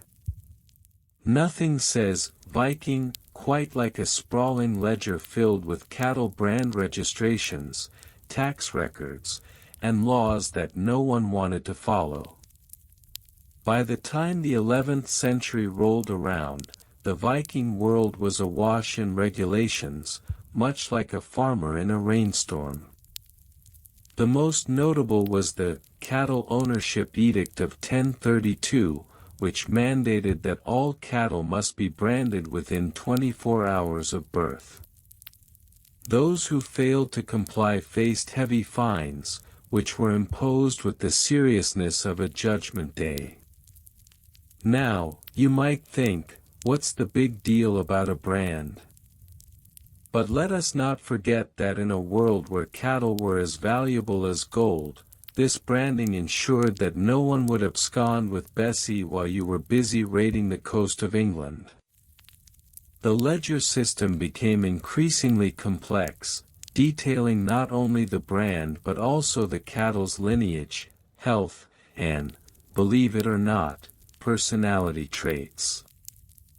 This cow is particularly moody, made for a fascinating addition to the records, albeit less useful during a feast. Logistics and supply chains, the unsung heroes of the herd. The logistics of Viking cattle branding are perhaps the least sexy aspect of the Viking saga, but hold your groans, dear reader. The supply chains of the time were intricate webs of trade routes and cattle drives, where one misstep could lead to a cow being on the wrong side of a fjord or, worse yet, ending up in the wrong branding pen. Picture this: a group of weary Viking farmers, having just returned from a raid, must now face the monumental task of branding their new herd of cattle. They transported these bovine beauties by longship, yes, you read that right, cramming them below decks like a group of tourists on a budget cruise. The logistics of feeding and watering those cows during their perilous journey required more organization than a modern-day grocery store just before a snowstorm. Once they arrived at their destination, whether it was a fjord or a feast, the branding crew would set up a makeshift station, often using whatever tools were available, a heated iron, a rock, or even a particularly determined Viking sword.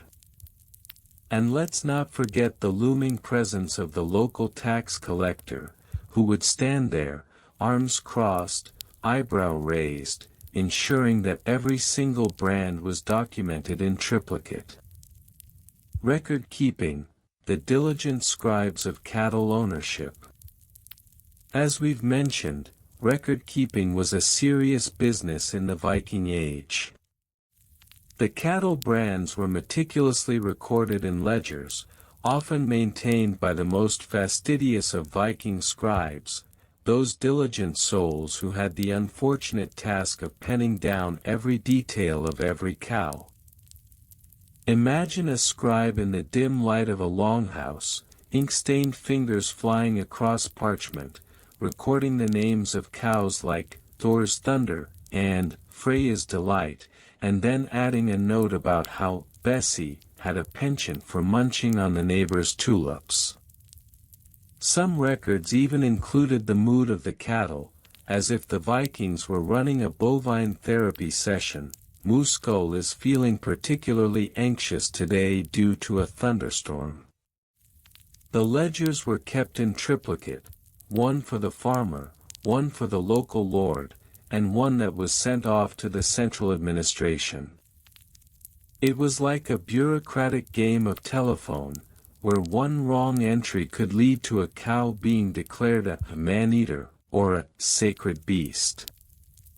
The tension was palpable, and one can only imagine the drama that unfolded when someone accidentally wrote bovine instead of divine. One surprising, borderline grotesque anecdote: a cow's last stand.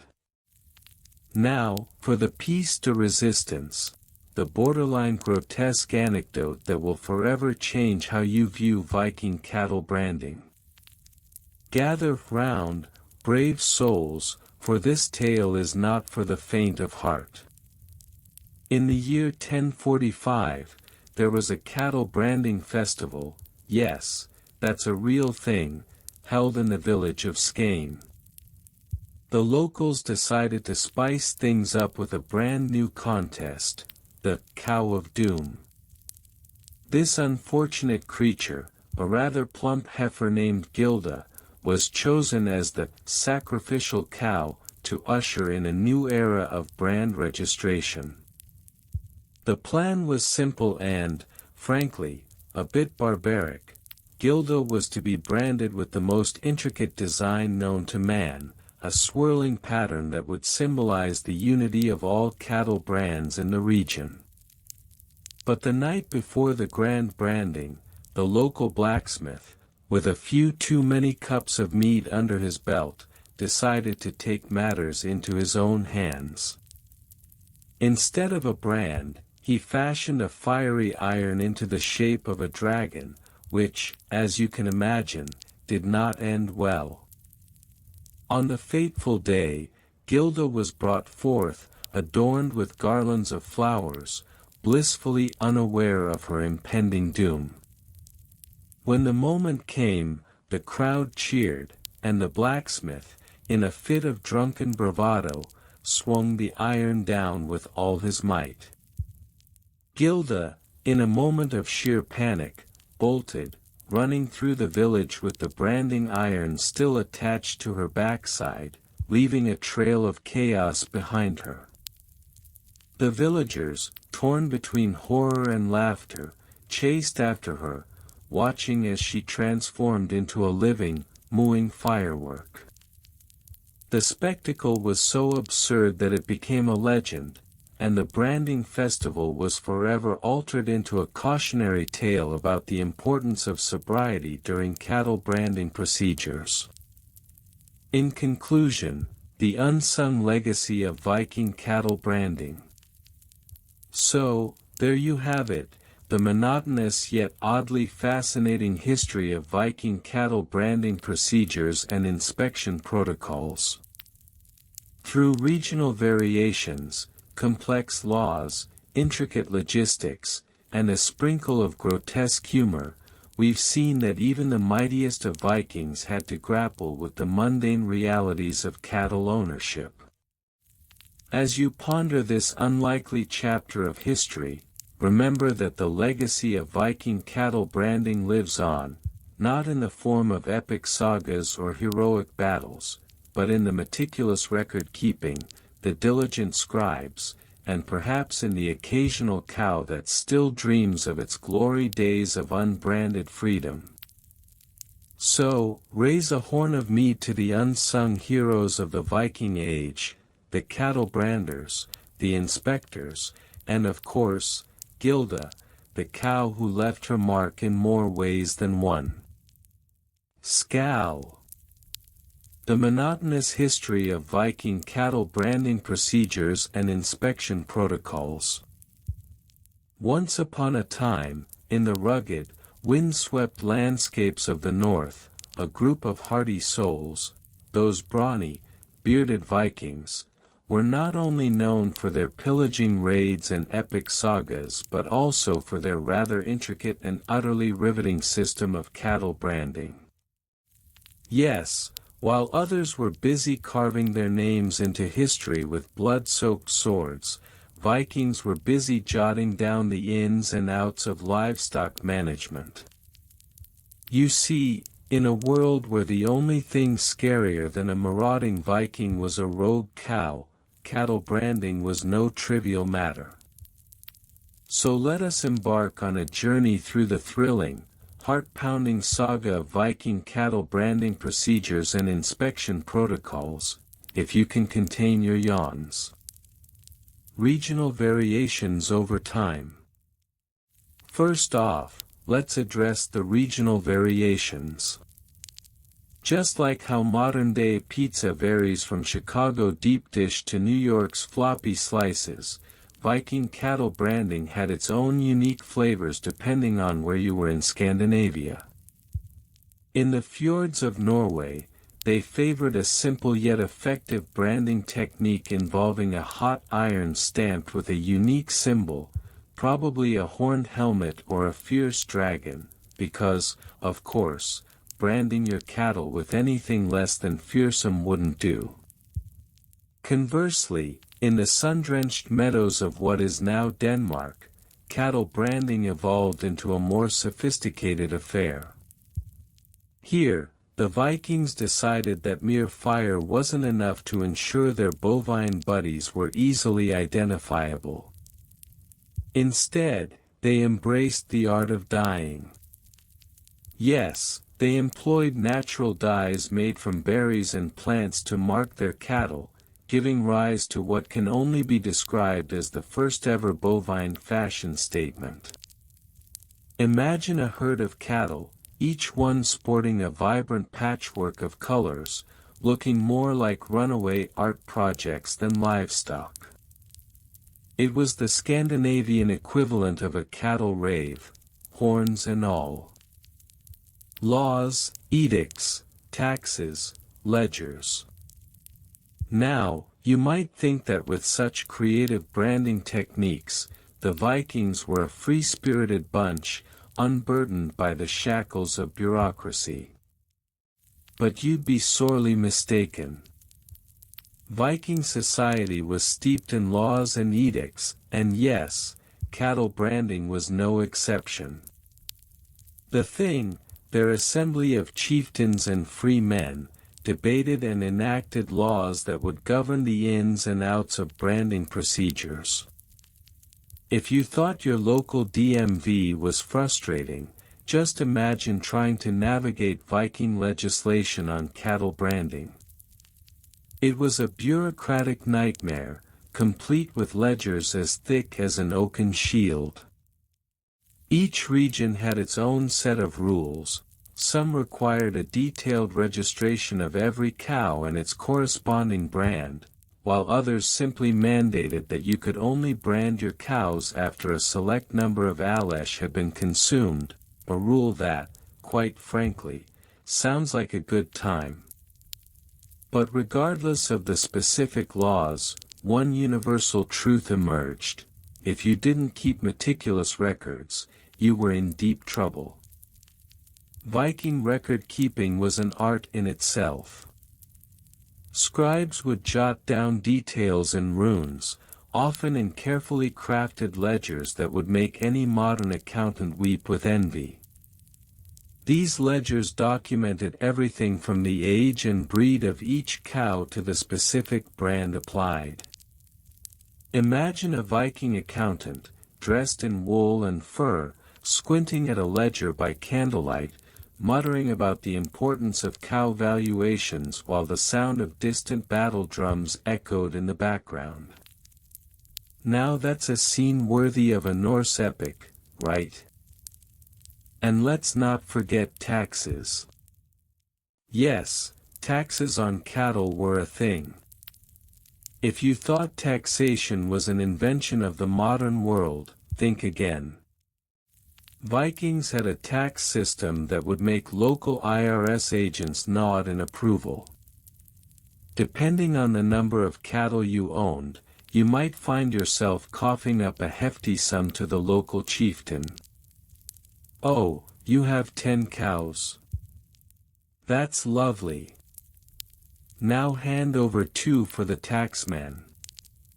It was a system that ensured that while you might have a thriving herd, your wealth would swiftly find its way into someone else's coffer, a theme that has, unfortunately, persisted through the ages. Logistics and supply chains.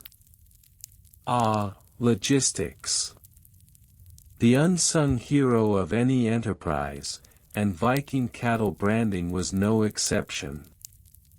You'd think that herding cattle, branding them, and then keeping track of their whereabouts would be straightforward. But this was the Viking Age, and nothing was ever simple when it came to managing livestock. The logistics of cattle branding were akin to organizing a massive, chaotic festival, complete with drunken bards and uninvited trolls. Cattle had to be rounded up, sometimes from miles away, which meant that logistics played a crucial role. Herdsmen would ride out, often accompanied by their trusty dogs, to corral the cattle. Once the cows were brought to the branding site, the real fun began. Cattle would be penned into makeshift corrals made from timber and rope, and the branding would commence, much to the displeasure of the cows, who were probably wondering why they had signed up for such a chaotic event. Transporting cattle also involved significant planning. With Viking ships designed for raiding, not farming, getting cows across the sea was no small feat. Imagine a dozen cows packed onto a longship, mooing in protest as they sailed towards distant shores. "Hold steady, lads. The cows are getting restless," would be the battle cry of any Viking captain. Once they reached their destination, the cows would need to be unloaded, inspected, and branded, all while dodging the occasional sea monster or rival clan. Record keeping with lots of specifics. For the sake of clarity, let's delve deeper into record keeping. The Vikings were meticulous when it came to documenting their cattle. Not only did they keep track of branding procedures, but they also logged every detail imaginable. Each cow had a name, a breed, and a specific personality. Yes, you read that right. A cow's temperament was just as important as its lineage. "This one is stubborn, but she gives great milk," might have been a common entry in the ledger. Cattle were categorized into several classifications: milkers, beef cattle, and draft animals. Each category came with its own set of records. Milking cows were noted for their productivity, while beef cattle were rated for their meat quality. Draft animals, those sturdy beasts used for pulling plows, were often subject to a different set of inspection protocols. You can imagine the bureaucratic headaches that ensued when the local chieftain decided to change the classification system for draft animals. Now, instead of 3 horns, you need to have a tail that curls to the left. It was a system that thrived on chaos and confusion. Additionally, each cattle brand was carefully recorded alongside its corresponding owner. If you lost a cow, you'd simply have to consult the ledgers. Ah, yes, here's the entry for Olaf's prized dairy cow, Bessie. She's gone missing. Tough luck, mate. Losing livestock was taken quite seriously. Records were meticulously checked, and if a cow was suspected to have been stolen, there would be a thorough investigation, possibly involving a team of rather disgruntled Vikings, armed with pitchforks and a thirst for vengeance. One surprising, borderline grotesque anecdote. Now, let's end this riveting journey with a surprising, borderline grotesque anecdote that encapsulates the true spirit of Viking cattle branding. Legend has it that one particularly ambitious Viking chieftain named Ragnar, yes, let's call him Ragnar, because every Viking saga needs a Ragnar, decided to host the biggest cattle branding festival ever seen. He invited every clan in the region, promising ale, food, and the thrill of branding their cattle in a grand spectacle. As the festival commenced, the air was filled with the sounds of laughter, music, and the occasional moo of confusion. But midway through the festivities, a rival clan, feeling slighted by Ragnar's show of power, decided to sabotage the event. Under the cover of night, they snuck into the festival grounds, intending to steal the branded cattle. What ensued was chaos. As the rival clan attempted to make off with Ragnar's prized herd, the cattle, in a fit of panic, charged in every direction. Cows were mooing, Vikings were shouting, and in the midst of all this pandemonium, a rather unfortunate branding iron fell into a vat of ale, yes, ale, not fire. In a bizarre twist of fate, the branding iron was later discovered and used to brand one particularly unfortunate cow, which was subsequently dubbed Alehorn.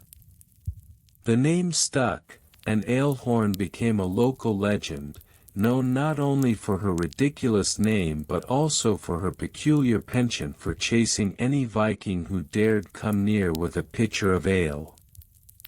And thus, Viking cattle branding became immortalized in history, not just for its intricate procedures and meticulous record-keeping, but for the sheer absurdity that could arise from a festival meant for cattle branding. Who knew that the Vikings, in their relentless pursuit of conquest and glory, would also manage to create a legacy of bovine antics that would leave historians scratching their heads for centuries. In conclusion, the monotonous history of Viking cattle branding procedures and inspection protocols may not seem like the stuff of legends, but it reveals a fascinating tapestry of life, laws, and a good dose of absurdity.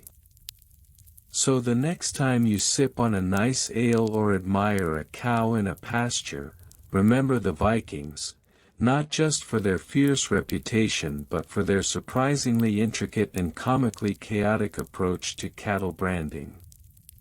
Cheers! The monotonous history of Viking cattle branding procedures and inspection protocols. The Viking Age, often romanticized through tales of fierce warriors and legendary voyages, also encompasses a lesser-known, yet equally curious aspect, the intricate and often absurd world of cattle branding procedures and inspection protocols. While the sagas recount the exploits of heroic figures, it is the minor figures and petty rules surrounding livestock management that reveal much about Viking culture, trade, and daily life. #####minor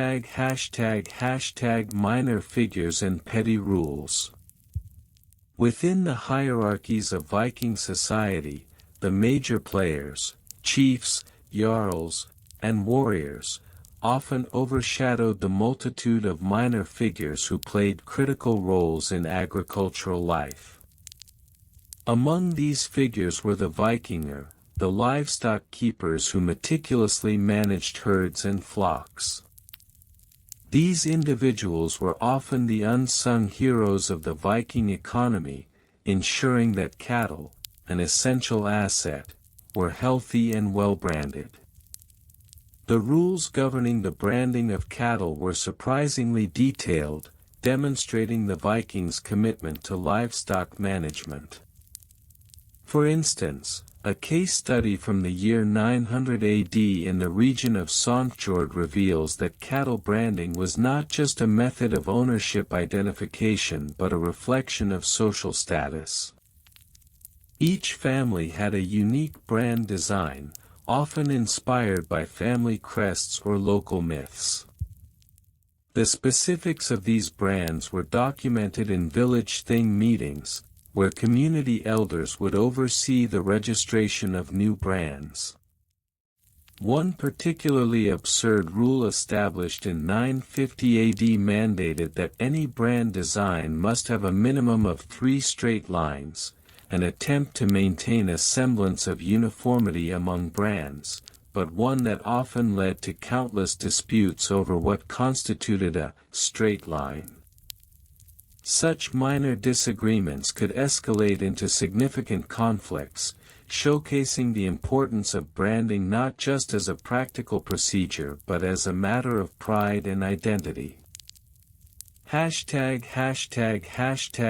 studies with dates and lists.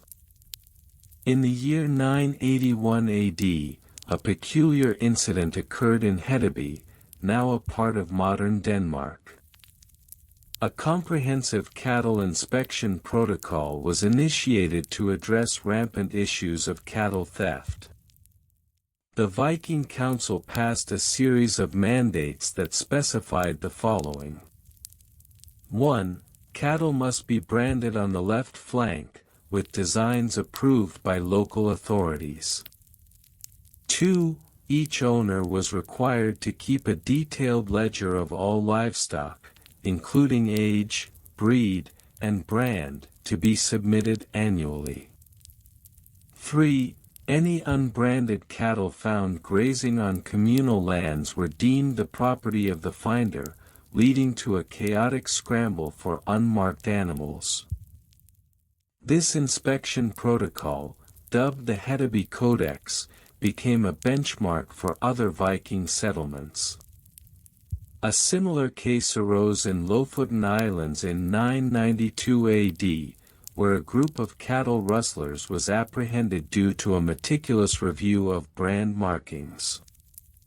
The ledger system, although tedious, proved effective, allowing local authorities to trace ownership and ensure accountability. ### Comparisons to other regions. When comparing Viking cattle branding procedures to those of contemporary societies, one can draw interesting parallels. In medieval England, for instance, cattle branding followed a somewhat similar path but was often facilitated by local lords rather than community consensus. In contrast, Viking branding was more democratized, with each family having a voice in the design and registration process. In Eastern Europe, the Slavic tribes had their own system of identifying livestock, typically through ear notching rather than branding. This method was less labor-intensive but also less secure, as it could easily be altered or obscured. Vikings, conversely, took great pride in their elaborate branding designs, often elaborating on them with decorative elements that reflected their cultural narratives. ###Archaeological tidbits. Archaeological findings have provided fascinating insights into Viking branding practices.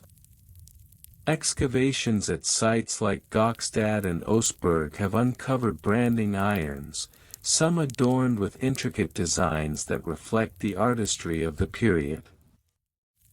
Notably, a set of branding irons found in a burial mound near Oslo bore marks that suggest a dual-purpose function. They were both utilitarian tools and symbols of social standing. These findings corroborate historical texts that describe the significance of branding as a communal activity, a bonding experience for families and neighbors. The presence of brands on bones and middens, refuse heaps, indicates that even the remnants of Viking life were steeped in a culture of identity and ownership. ###Rhetorical questions.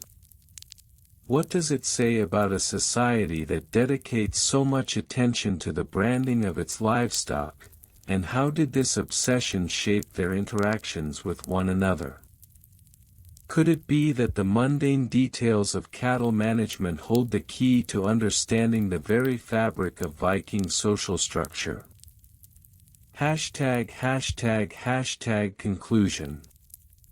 In conclusion, while the tales of Viking conquests and adventures captivate the imagination, the meticulous details of cattle branding procedures and inspection protocols reveal a society deeply invested in agriculture, community, and identity. The minor figures and petty rules surrounding these practices illuminate the complexities of Viking life, where even the simplest of tasks could ripple out to impact social standing and economic stability. As we delve deeper into the realms of history, we find that the most captivating stories often lie not in the heroics of legendary figures but in the everyday lives of those who labored behind the scenes. The saga of Viking cattle branding is a testament to this truth, an extraordinary tale of meticulousness, pride, and the ties that bind community together, one brand at a time. The monotonous history of Viking cattle branding procedures and inspection protocols. The Viking Age, often romanticized through tales of fierce warriors and legendary voyages, also encompasses a lesser-known, yet equally curious aspect: the intricate and often absurd world of cattle branding procedures and inspection protocols. While the sagas recount the exploits of heroic figures, it is the minor figures and petty rules surrounding livestock management that reveal much about Viking culture and daily life. Cattle were not just livestock, they were a central part of the Viking economy. By the late 8th century, as Norse settlements expanded across Scandinavia and into parts of the British Isles, cattle became an essential component of wealth and status. An important indicator of a household's prosperity, a farmer's herd could include dozens of cows, each subject to meticulous management. Livestock branding, a practice that has ancient roots, was employed to prevent theft and to establish ownership. In the Viking Age, around 800 to 1100 CE, the primary method of branding was to use a hot iron to sear a unique symbol onto the animal's skin. This symbol would often include a combination of geometric shapes or runes, representing the owner's name or lineage. For instance, one of the common brands might include a stylized depiction of Thor's hammer, Mjolnir, signifying strength and protection.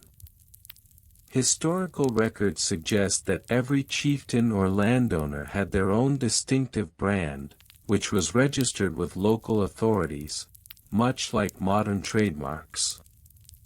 The meticulous nature of this branding process was not merely a precaution against theft, it was also a rite of passage for young Vikings.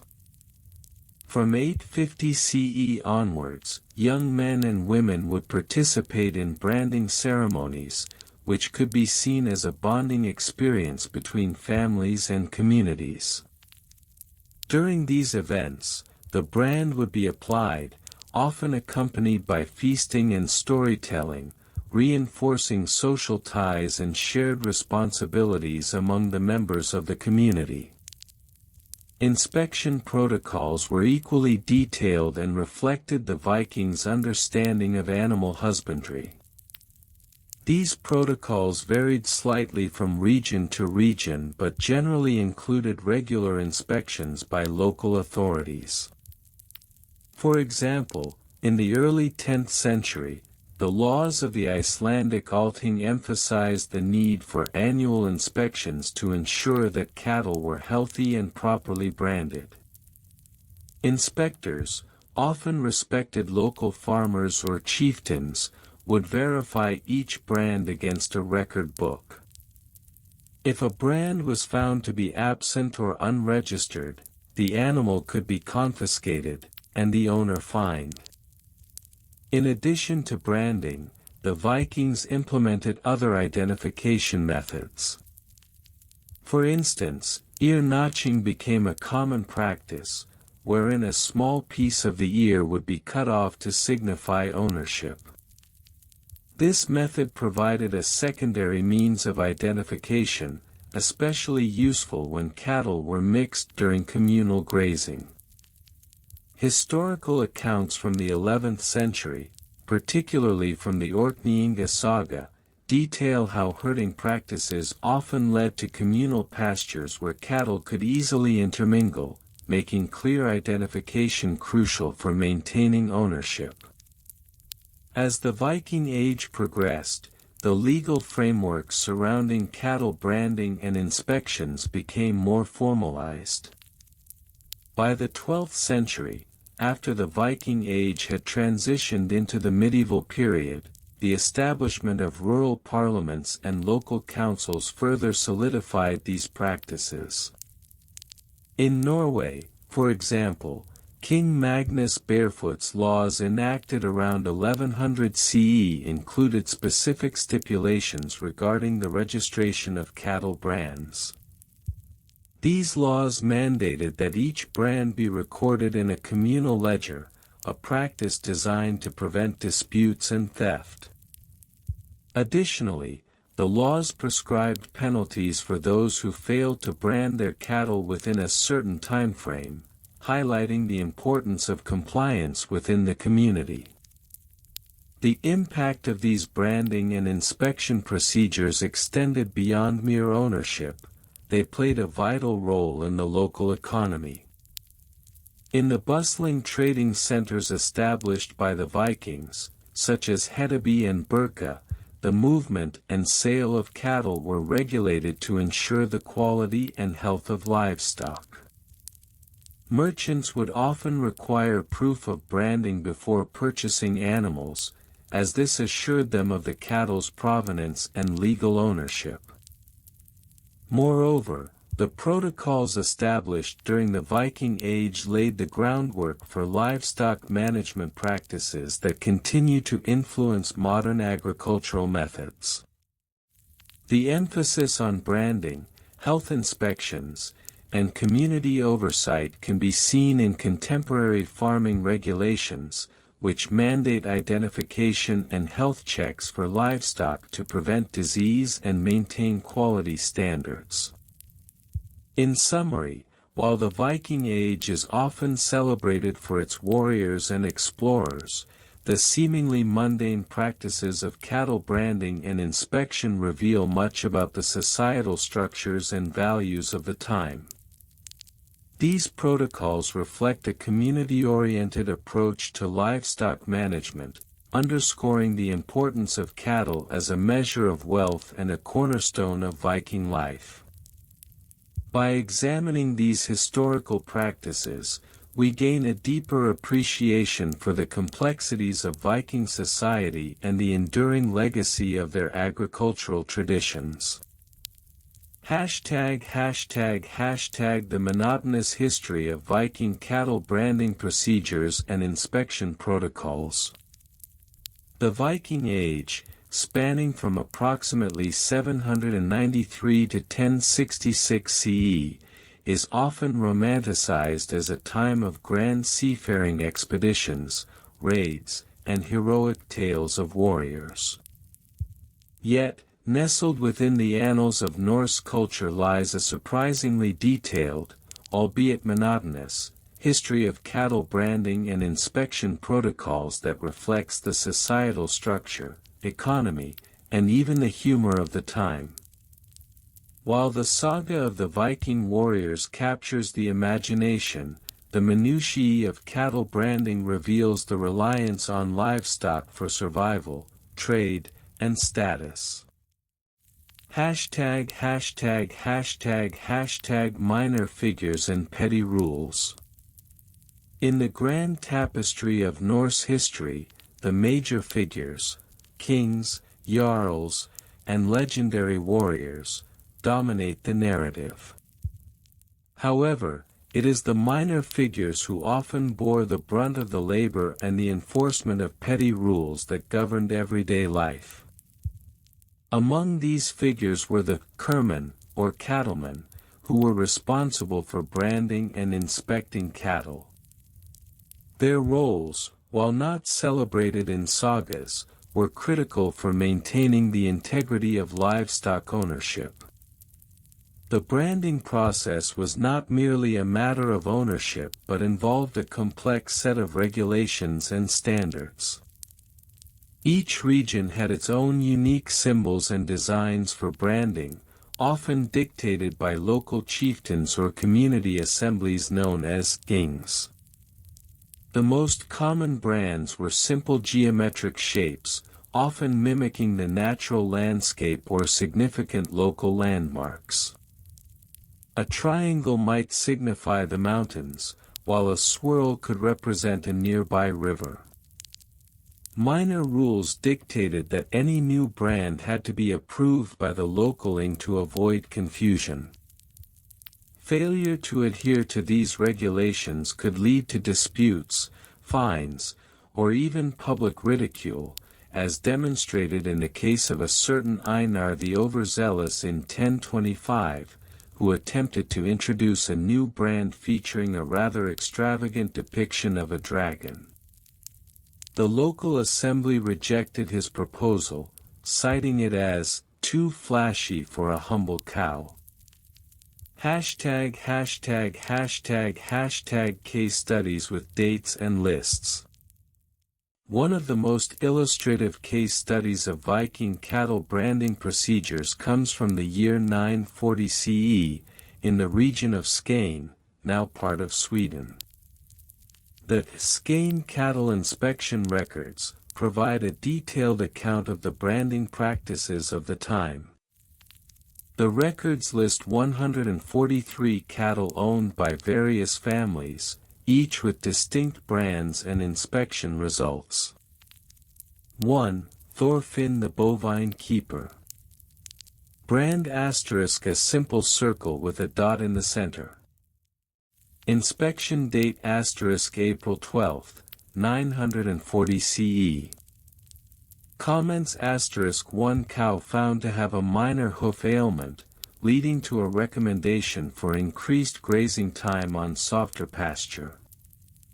2. Astrid the cow whisperer. Brand asterisk a zigzag line representing the nearby river. Inspection date asterisk April 15, 940 CE. Comments asterisk all cattle in excellent health. However, a dispute arose regarding the ownership of a particularly plump heifer, leading to a dramatic cattle duel that involved two neighbors attempting to outbribe one another. 3. Gunnar the Grumpy. Brand asterisk an angular shape resembling a thunderbolt. Inspection date asterisk April 14, 940 CE.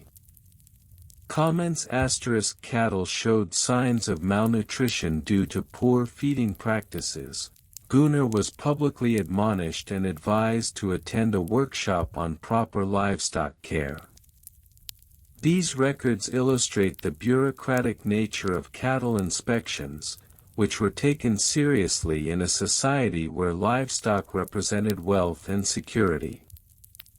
Hashtag comparisons to other regions.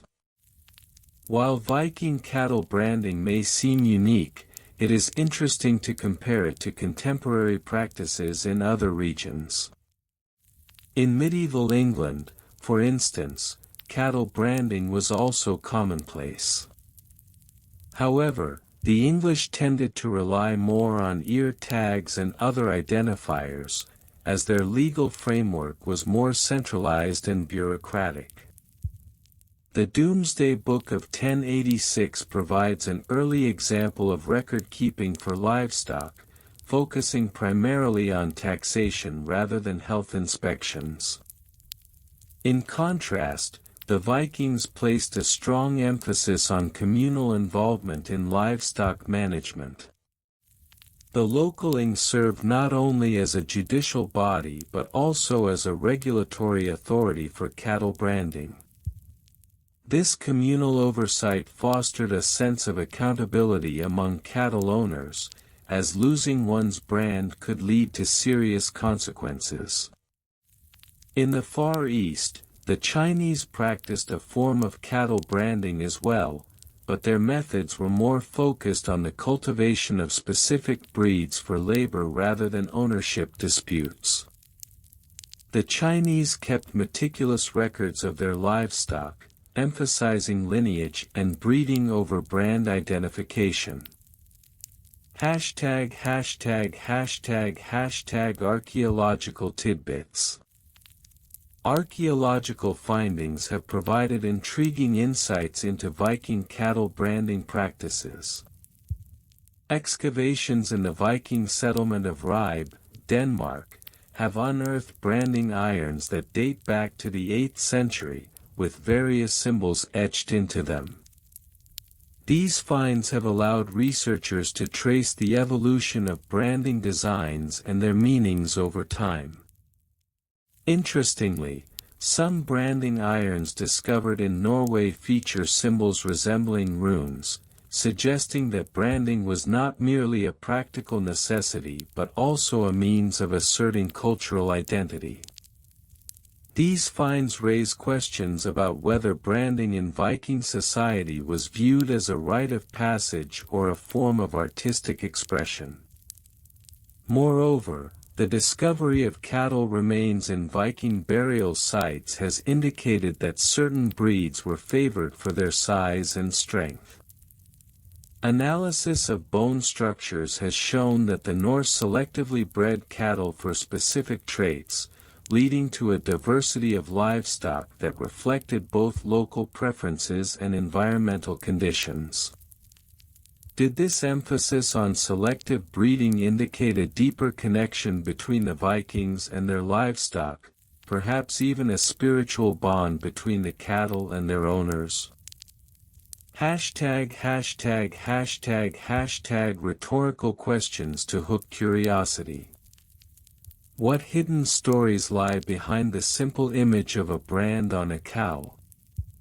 How did these seemingly mundane practices shape the very fabric of Viking society, influencing everything from economic stability to community identity? ##### Conclusion. The history of Viking cattle branding and inspection protocols is a reflection of the complexities of Norse society, offering a glimpse into the everyday lives of those often overshadowed by their more illustrious counterparts.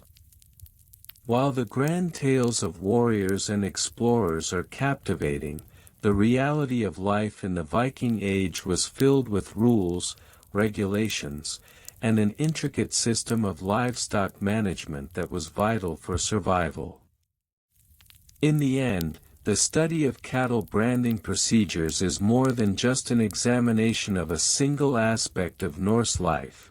It is a window into the values, beliefs, and intricacies of a culture that, at its core, was deeply intertwined with the land and its creatures.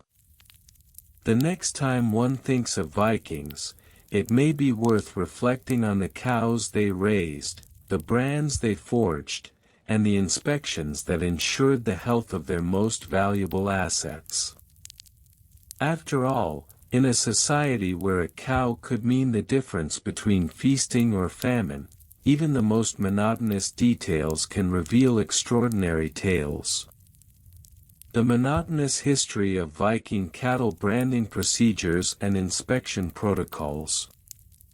To the untrained eye, the history of Viking cattle branding procedures and inspection protocols may seem like an inconsequential topic, overshadowed by grand tales of Norse gods, epic voyages, and plundering raids. Yet, nestled within the mundane minutiae of livestock management lies a tapestry of social structure, economic strategy, and cultural identity that is both intriguing and essential to understanding Viking society. In this exploration, we'll delve into the minor figures and petty rules that govern cattle branding, examine case studies that illuminate the peculiarities of Viking agricultural life, compare these practices with those from other regions, and uncover archaeological tidbits that have shed light on this seemingly trivial aspect of Viking life. Could something as simple as a brand be the key to unlocking the complexities of Viking society? And what can the bureaucratic minutiae of cattle branding tell us about the values and priorities of a civilization that has captivated the imagination for centuries? Minor figures and petty rules. In the grand tapestry of Viking history, the lives of minor figures often go unnoticed. Yet, these individuals played crucial roles in the enforcement of cattle branding procedures. Local chieftains and landowners, or Hwithdiarisasar, were responsible for establishing and overseeing branding practices within their territories. Among these figures was a notable chieftain named Bjorn, the Brandisher, who lived in the late 9th century and was reputed for his strict adherence to branding protocols. According to the Landnámabók, a medieval text chronicling the settlement of Iceland, Bjorn would personally inspect cattle brands before permitting livestock to graze on communal lands. The rules surrounding branding were equally fascinating. Each farmer was required to create a unique brand to distinguish his cattle from those of his neighbors, which often led to petty disputes over designs. Some brands were simple geometric shapes, while others were more elaborate, depicting mythical creatures or family sigils. Disputes over brand designs often ended up in local assemblies called ing, where farmers would gather to arbitrate conflicts. These gatherings served not only to settle disputes but also to reinforce community bonds, illustrating how even the most mundane rules were intertwined with social order. Case studies: cattle branding in action. To fully appreciate the significance of cattle branding, it is helpful to examine specific case studies from Viking history. One such example comes from 10th century Norway, where a record from the Gulating law detailed the procedures for branding cattle. In this codex, it was stipulated that cattle should be branded on the left thigh to ensure visibility and to reduce the likelihood of theft. The law also designated specific tools, a hot iron with a unique design, for branding, reinforcing the idea that only those with proper authority could perform this act. A more colorful case study can be found in the saga of the famous Viking warrior Egil Skallagrimsson. In Egil's saga, written in the 13th century, there is a humorous account of Egil's attempts to brand his cattle.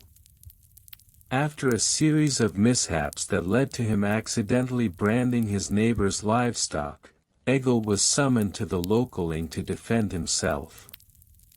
The event devolved into a farce, with local farmers making light of the situation, and Egil ultimately had to pay a fine to the aggrieved neighbor. This story highlights the importance of branding as both a legal and social mechanism in Viking society, where honor and reputation were paramount. Comparative analysis with other regions.